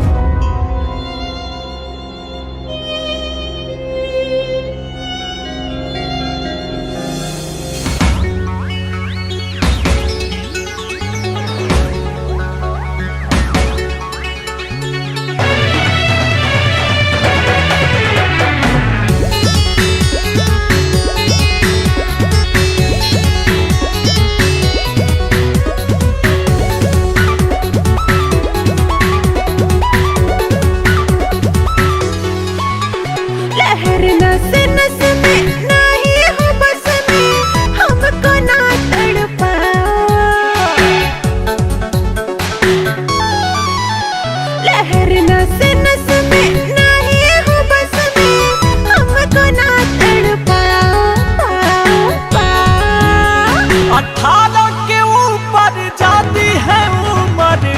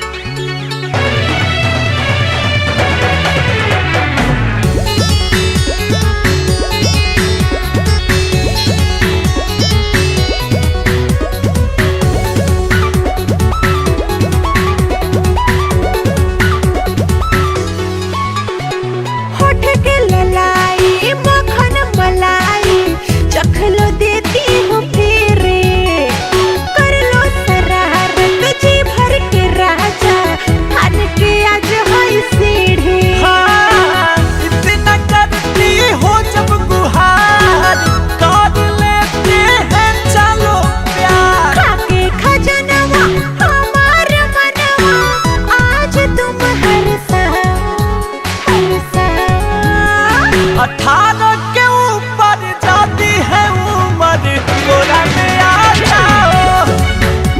18 के ऊपर जाती है उम्र कोरा में आ जाओ। हाँ लवली लवली कहाँ बाड़ी? लवली कहाँ बाड़ी? लवली बड़ा सातिर खोपड़ी के बिया प्रियंका जी। राजा के सामने कलू हमरा के आस्तीन के सांप साबित कर देलस। तोहरे पिछवाड़े पे लात मार देलस का रजवा? मार देले होत, लेकिन लवली के चक्कर में टेंशनियाल बाड़न। मतलब ई कि राजा के लवली के सच्चाई के बारे में पता चल चुकल बा कि ऊ अंकुशवा के प्रेमिका बिया, और राजा लवली के अंकुशवा से मिले के परमिशन दे देले बाड़न। ससुरी हमरा के आउट करे के चाहत रहे, अब ऊ खुदे आउट हो जाई। अगर वो आउट भइल तो अंकुशवा ओके कैच कर ली ही और हमार विकेट गिर जाई। इहे तो वेरी गुड न्यूज बा प्रियंका जी। रजवा के लाइफ में तोहार एंट्री हो जाई और हम तू मिलके राजा के दीमक नियन खोखला कर दिया जाए। अब तो हर राजा के हमके कोनो जरूरत नहीं खे, काहे कि अब अंकुश के अपन सैया बनावे के डिसाइड कर ले बानी। तू कुछ कहा प्रियंका जी, हम राजा के पास लवली के ना रहे थे। अगर तू सीरियस बाड़ू तो लवली के दी एंड करे के पड़ी। तो कर द। मेहनताना कम बुझाई तो हमरा से और मांग ली है।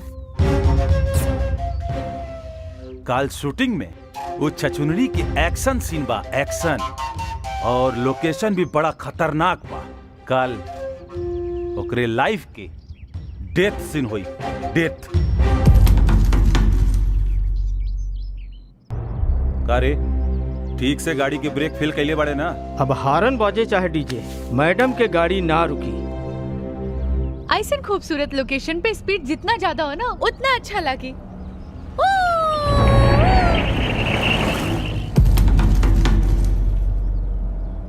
संजय जी जी गाड़ी और ही तेज चलाई। ओके मैडम। हाँ अब मजा आया स्पीड के। देखिए ना। हेलो, हाँ जी सर। ओके ओके ओके। हाँ गाड़ी की स्पीड थोड़ी कम करें। जी मैम।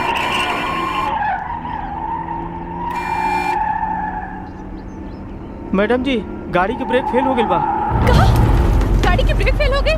हाँ। हे भगवान, अब क्या हुए? ड्राइवर साहब प्लीज, ड्राइवर साहब कुछ करिए। ड्राइवर साहब ब्रेक फेल हो गई, प्लीज कुछ करिए। हम दोनों ना बचे आज, प्लीज कंट्रोल करने की कोशिश करिए। आप क्या करें? मैडम जी घबराइए मत, आपको कुछ नहीं होने दूंगा। Please please somebody help, please कोई हेल्प करे। हमें की गाड़ी की ब्रेक फेल है, प्लीज कोई मदद करे। ओए भगवान, हेलो राजा, राजा हमारी गाड़ी की ब्रेक फेल हो गई बा।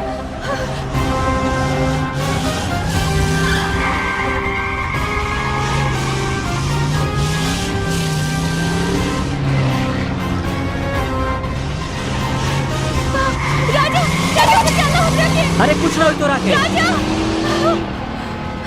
बचाओ, बचाओ राजा।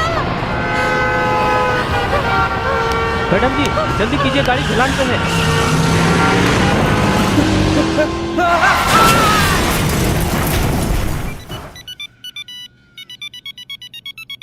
देखा उठा ला के कर फोन बा। हेलो प्रियंका जी, सोनू बोला तनी, बड़ा बैड न्यूज बा। लवली के जान बच गई। भैया कोरा की मौत के मुंह से खींच के बचा ले। अगर थोड़ा और पैसा दे देतू त लवली के मारे के हम फिर से व्यवस्था कर देती।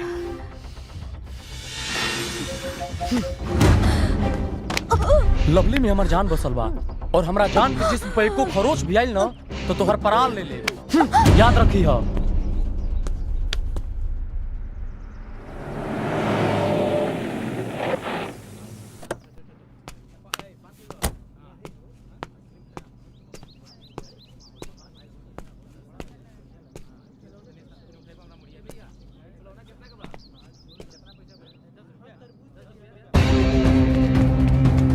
तू लवली के मरबे।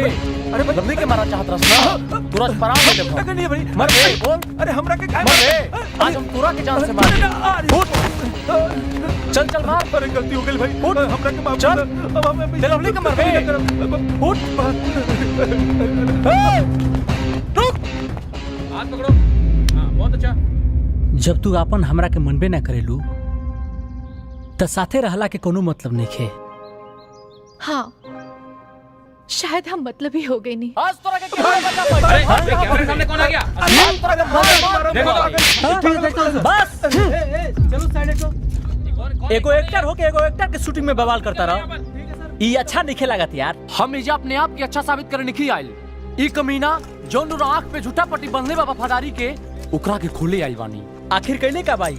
शूटिंग में गाड़ी के ब्रेक फेल करवा के लवली जी के मारल चाहत रही। झूठ बोला ताने भाई। जाने तरे हम तोरा के मैनेजर ना अपन भाई से बढ़ के मानत रहनी। ते अगर हमरा सीना में खंजर ठोक देते ना तो हमरा तनिको तकलीफ ना हुई, लेकिन ते हमरा पत्नी के मारे की कोशिश करके हमार विश्वास और भरोसा दोनों के हत्या कर देले। जिंदगी में दोबारा कबू ऐसा गलती मत करी है। ई हम तोरा के आखिरी बार चेतावतानी।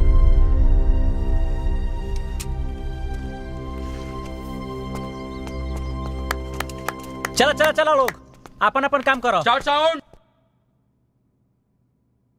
सिंह साहब, हमार पोस्ट प्रोडक्शन का काम फिनिश हो गइल बा। अगले महीना ही रिलीज के तैयारी बा। का बजट लागल बा? लगभग 80 लाख।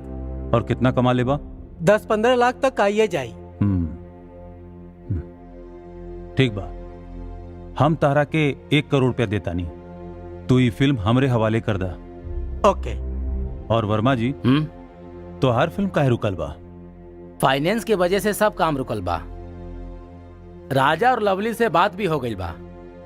फाइनेंस मिलते ही काम शुरू। देखा, तू फाइनेंस की चिंता मत करा, वो हो जाई और तुम्हार फिल्म कल से ही शुरू हो जाई। लेकिन हमारे को कंडीशन बा। कंडीशन? जी, ये फिल्म में राजा और लवली की जगह अंकुश और प्रियंका के कास्ट करा। तुम्हार फिल्म कल से शुरू हो जाई। हाँ? अंकुश प्रियंका। ओके, डन। अब तू जा, अपन तैयारी शुरू कर दा। और तिवारी जी, तोहार सब कंडीशन पूरा हो गई बा ना? कोनो दिक्कत तो नहीं है? समस्या तो कोई नहीं है शंभू जी। आपको जितना हमको पेमेंट करना है जल्दी से जल्दी ट्रांसफर कर दीजिए ताकि हम भी चैन के सांस लें। ठीक बा, और कोई दिक्कत हुई तो हमरा के बता दिया। ठीक बा? Thanks sir. थैंक यू सर। अरे अभी तक ले रहुआ तैयार नहीं की भइल? शूटिंग पे नहीं की चले के है का? अब शूटिंग ना हुई। शूटिंग बंद हो गई? हाँ, लेकिन काहे? फिल्म बंद हो गई। तो हम वर्मा जी की डेट दे दी। ठीक बा, दे दो।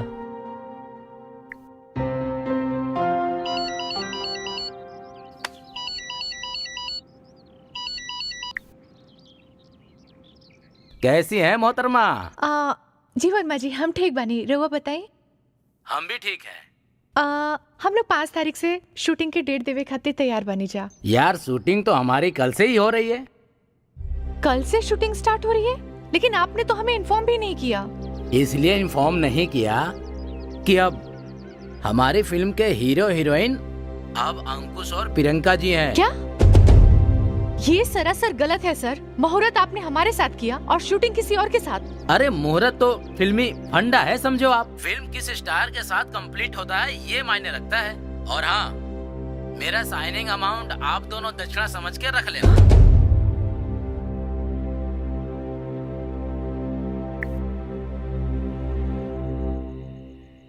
जी हाँ, ना ना हो पाई जी। अभी हम शो नहीं करल चाहत, एकरा बारे में हम बाद में बात करब। केकर फोन रहल? स्टेज शो खातिर। ते कब के डेट है? मना कर देनी। काहे मना कर देनी? बड़ी मुश्किल से तो हमने के एगो शो मिलल। इतना दिन से तो ऐसा ही घर पे बैठल बानी जा और एगो शो आयल वो हम मना कर देनी। वो खुद मरल चाहता नहीं कि हमरा के मुआवल चाहता नहीं। जब स्टेज पर लोग पूछी कि आप सबके कौन फिल्म रिलीज होखे वाला बा त का जवाब देब?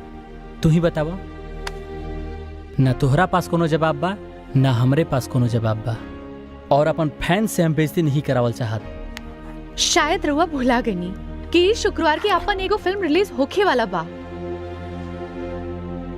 ये तो हम 6 महीना से सुनत नहीं। ई बार जरूर होई। ना हुई, ओकरा जगह पे अंकुश के फिल्म रिलीज होता। हमरा के माफ कर दे राजा, इस सब के जिम्मेदार हम हैं।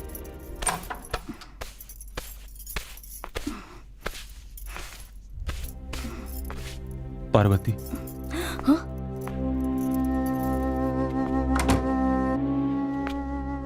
बहुत हिम्मत जुटा के तोहरा से माफी मांगे आयल बानी। हमरा के माफ कर दे। तोहरा के बहुत दुख देले बानी। हम जानत तानी हमरा माफी मांग लेला से तोहार वो दुख कम ना हो सकेला, लेकिन हम तोरा से वादा करता नहीं, आज से हमार हर सांस तोहरे और अंकुश बेटा के नाम बा। अरे हम तो रउआ के कब्बे माफ कर देले बानी, लेकिन शायद हमार बेटा रउआ के कब्बो माफ ना कर पाई। हाँ, जब ओके ये पता चली कि रउआ अपना सारी जिंदगी के कमाई अपना बेटा के सपना पूरा करे खातिर लुटा देनी, तब शायद रउआ के माफ कर सके। आज से हमारी जिंदगी के एक गो मकसद बा, आपन बेटा के हर सपना पूरा करी।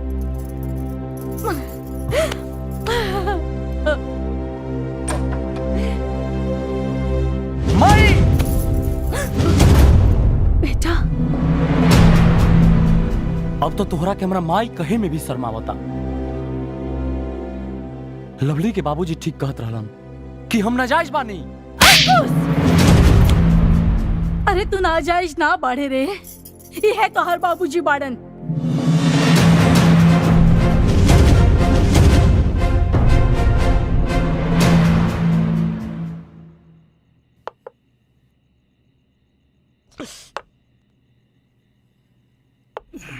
देख ले ना मनु, बन गली नु मिस्टर। ए भाई, हमरा के तोरा पे पहले से फुल कॉन्फिडेंस रहे। बॉस, आप एगो फिल्म के शानदार सक्सेस पार्टी रखी और उनमें लवली राजा दोनों की इनवाइट करी। अरे हाँ, वो लवली के खड़ूस बाप के जरूर बुलाई, उनकरा से पुराना हिसाब किताब करे के बा। ओके, ऐसे पार्टी में केकरा के बुलावल बहुत जरूरी बा। ऑफ कोर्स मम्मी पापा के और के जगरा के तू लोग हमार बाप बुझत रह ना, ओकरा से हमार कोनो रिश्ता नहीं है। अब तू रिश्ते की अहमियत खुद ही समझ ला। अगर तोर बाबू जी तोरा साथे होते तो आज लवली तोहर पत्नी होती। मानो बिल्कुल राइट कह रहा है अंकुश बाबू। पार्टी में बुलाइए अपने मम्मी पापा को, एकदम, ताकि लवली के बाबूजी के मुंह पे एक जोरदार तमाचा पड़े। ई ना हुई हमरा से। तुम्हें नहीं पता अंकुश बाबू कि तुम्हारे पिताजी ने तुम्हारे लिए क्या क्या नहीं किया। हम और तुम्हारे पिताजी स्कूल टाइम के लंगोटिया यार हैं। वो बहुत ही रॉयल आदमी हैं। आज हम और तुम जो कुछ भी हैं उन्हीं के बदौलत का है। मतलब? हम झोल झाल के चक्कर में बहुत बदनाम हो गए थे, मुझे खाने के वांदे हो गए थे। अरे फिल्म क्या खाक बनाते?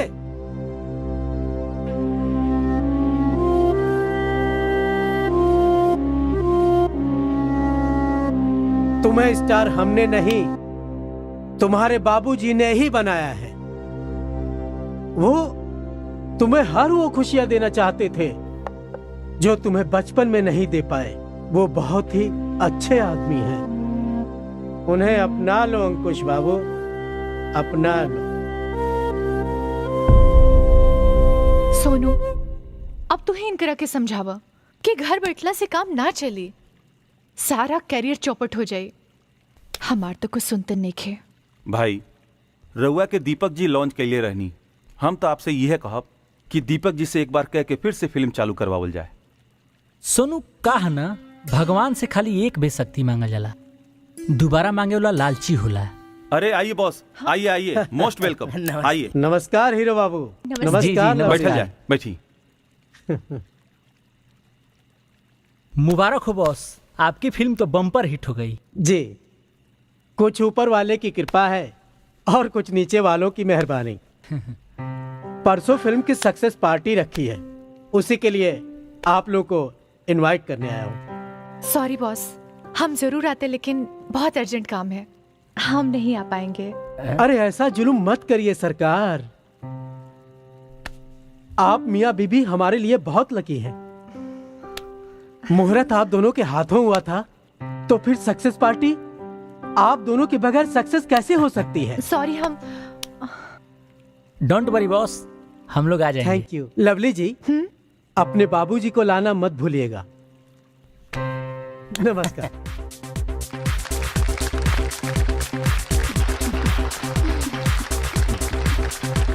आपको बेवफाई की बहुत बहुत बधाई। नमस्कार, आप दोनों को बहुत बहुत बधाई हो। कांग्रेचुलेशन। बधाई हो, बधाई हो। Thank you so much. ये व्यवस्था ठीक बा ना? बहुत बढ़िया व्यवस्था बा। बहुत सुंदर बा।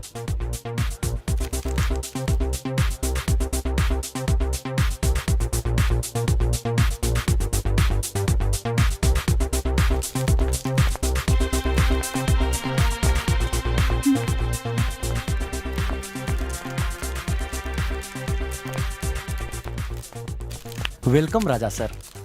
मुहूर्त के दौरान हम लेट हो चुकल रहनी, यही से स्वागत में आज पहले से हाजिर बानी। मुबारक हो, अब तो हर समय बदल गई बा। शायद आज हमारा समय हमेशा खातिर बदल जाए।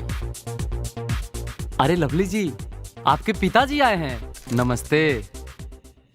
आज का आशीर्वाद देवही के पड़ी, काहे कि अब हम बिना बाप के नहीं खी। बाबूजी,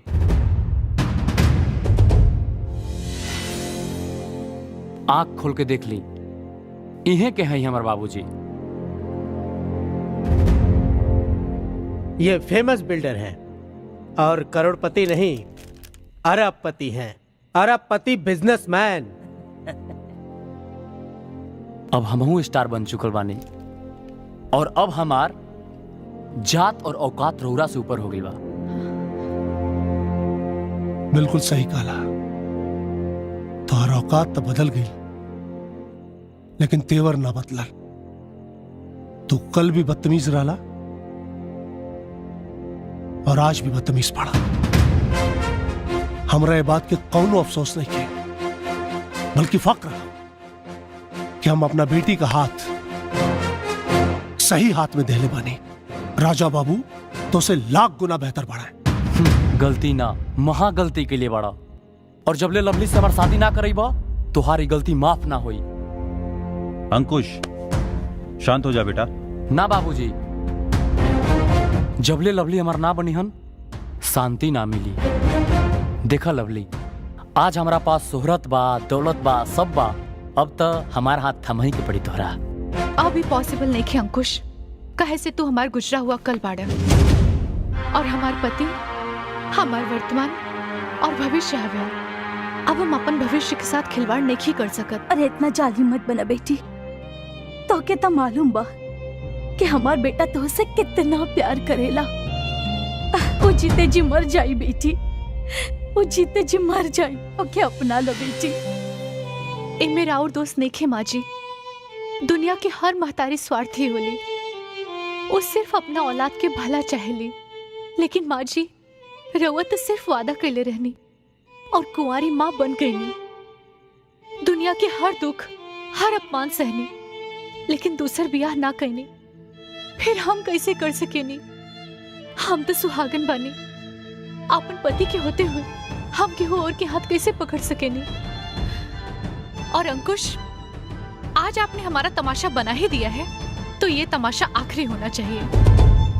अपने पति से इतना प्यार और सम्मान पाकर हमने बस ये बात महसूस किया है कि एक प्रेमिका किसी की पत्नी तो बन सकती है, लेकिन एक पत्नी किसी की प्रेमिका नहीं बन सकती।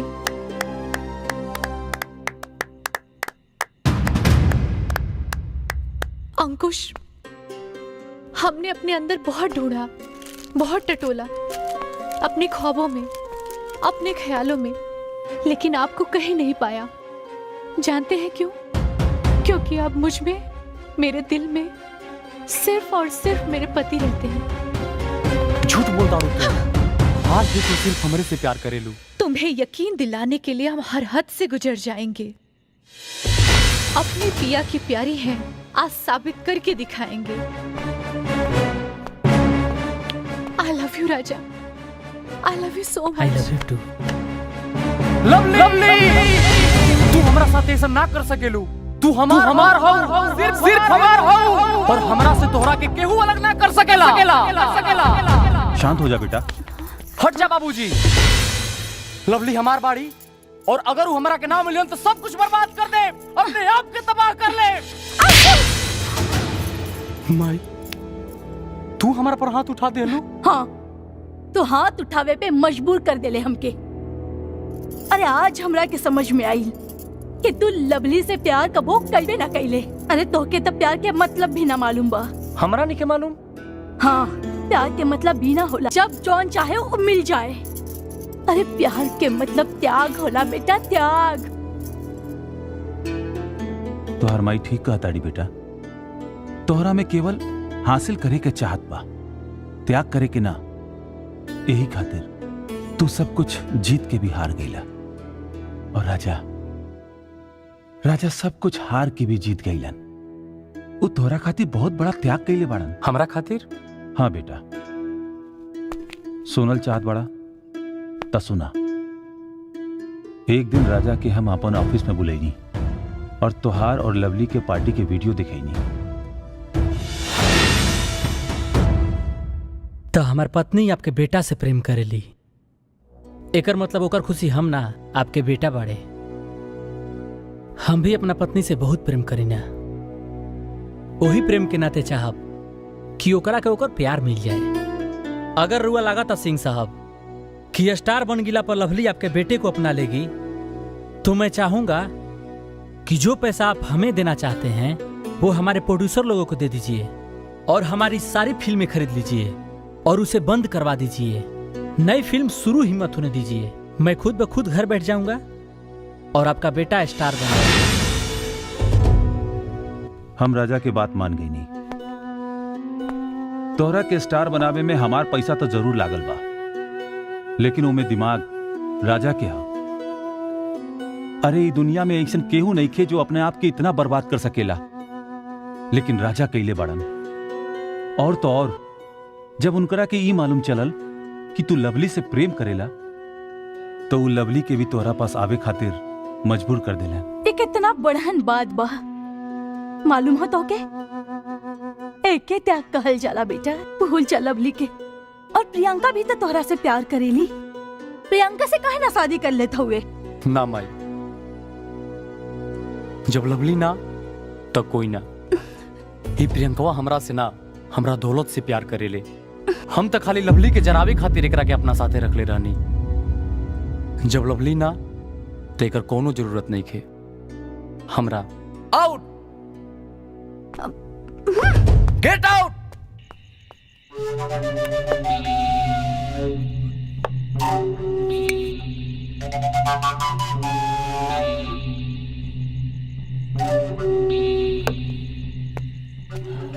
का हो?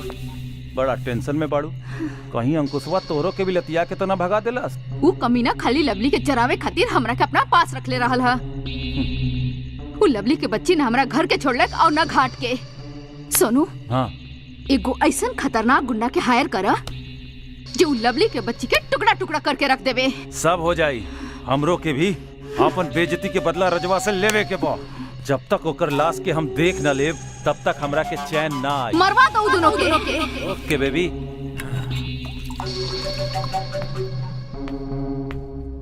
सोनू, तू हो इहो आ गईलू। पैसा हमार खर्चा होता। जबले दोनों के मौत के मैच लाइव ना देखब, पैसा वसूल कैसे हुई?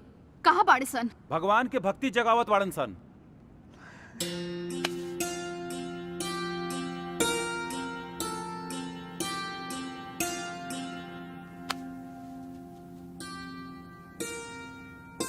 भगवान, हमने के शादी तो पहले ही हो गल रहे, लेकिन आज हम राजा के अपन दिल से पति मानत हनी। हमार जोड़ी के आशीर्वाद दी भगवान।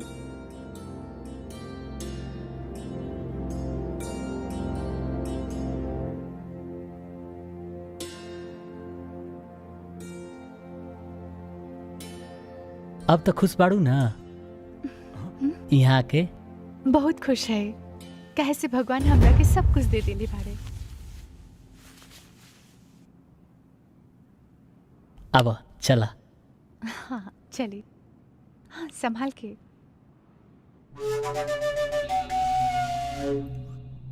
वो दोनों यहाँ से चल जइहन सन, तब तोहर कुकुर काटे हन सन का? नो बेबी, कुकुर ना शेर बारन आपन शिकार देखते हमला कर देवेले। देख लिया, नाम लेते ही शैतान हाजिर। चला चला।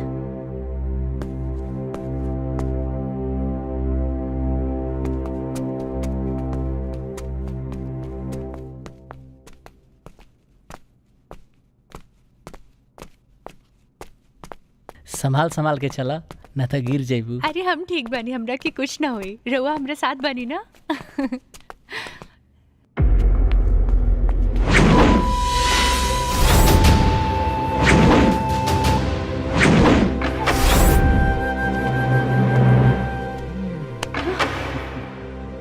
है सावन की घटा, हाथ हटा।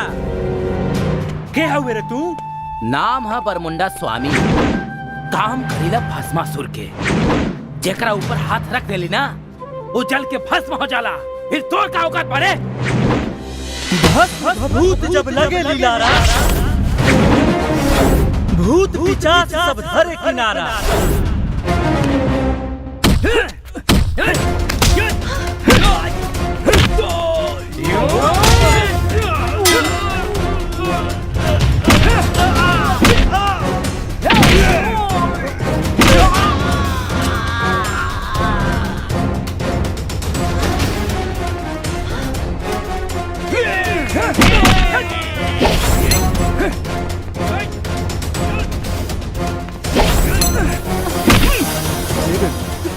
लागत कि मियाँ बीबी हमनी के पहचान ले बाड़न सन।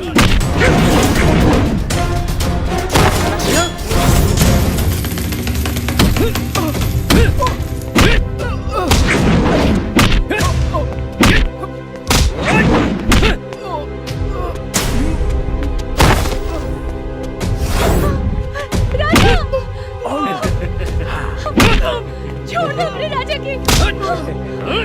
राजा!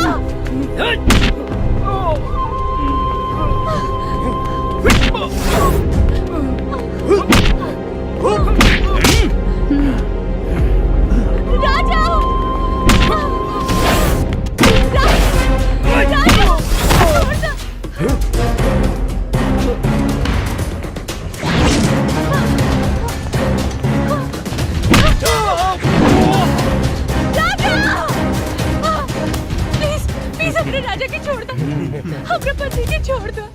तू चाहे तो हमार जान ले ला।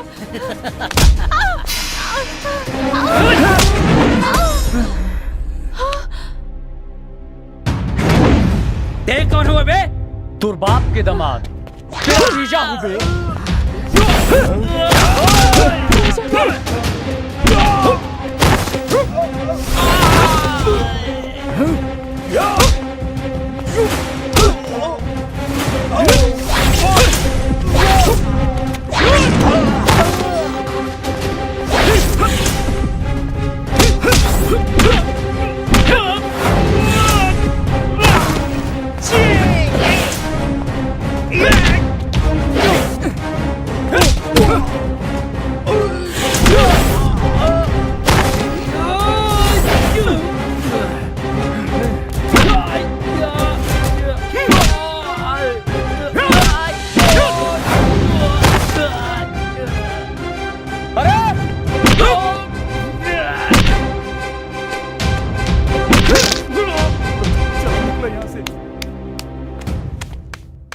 थैंक्स भाई, हमार पत्नी के जान बचा के हमरा ऊपर तू बहुत बड़े एहसान कर देला। अरे ना भैया, तू जो एहसान के लिए बड़ा हमरा ऊपर ओकरा आगे ही कुछ नहीं थे। हमरा वजह से तोहरा बहुत कष्ट भइल बा, प्लीज माफ कर। अरे भाई भाई हमार चल चल।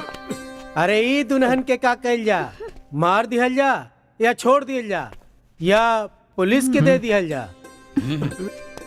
राजा, लवली जी, हमरा के माफ कर दी लोग। अब जीवन में हम कब्बो कोनो गलत काम ना करब। कोनो बात नहीं खे, समय पे अपना गलती के एहसास हो गए, यही सबसे बड़ बात है। अरे भाई रे, हमरा के माफ कर दे। अरे भाई हम कसम खाते नहीं अब जीवन में कौनो गलती ना करब। आज तू एगो और कसम खा कि अब तू कमीशन ना खाइबा। अरे भाई हम कसम खात बनी, भगवान कसम खात बनी कि आज के बाद जीवन में कबो कमीशन ना ले। हमरा के माफ कर दी। माफ कर देनी। सोनू, इला अपन कमीशन। अब इन तक का सुतल रहला, जब कसम खा लेनी तब कमीशन लेके आई बड़ा ना चाहिए। ए हीरो, सब लोगन तो माफी मांग ले। तू हमने से माफी कब मांगबा? अब ढेर हीरोइन मत बना। हाँ, लेकिन तू तो हीरो बन गईला, वो भी असली वाला। ऑटोग्राफ ना देबा? जरूर देव, लेकिन सबको क्या आंख बंद करके पड़ी। ओके ठीक है।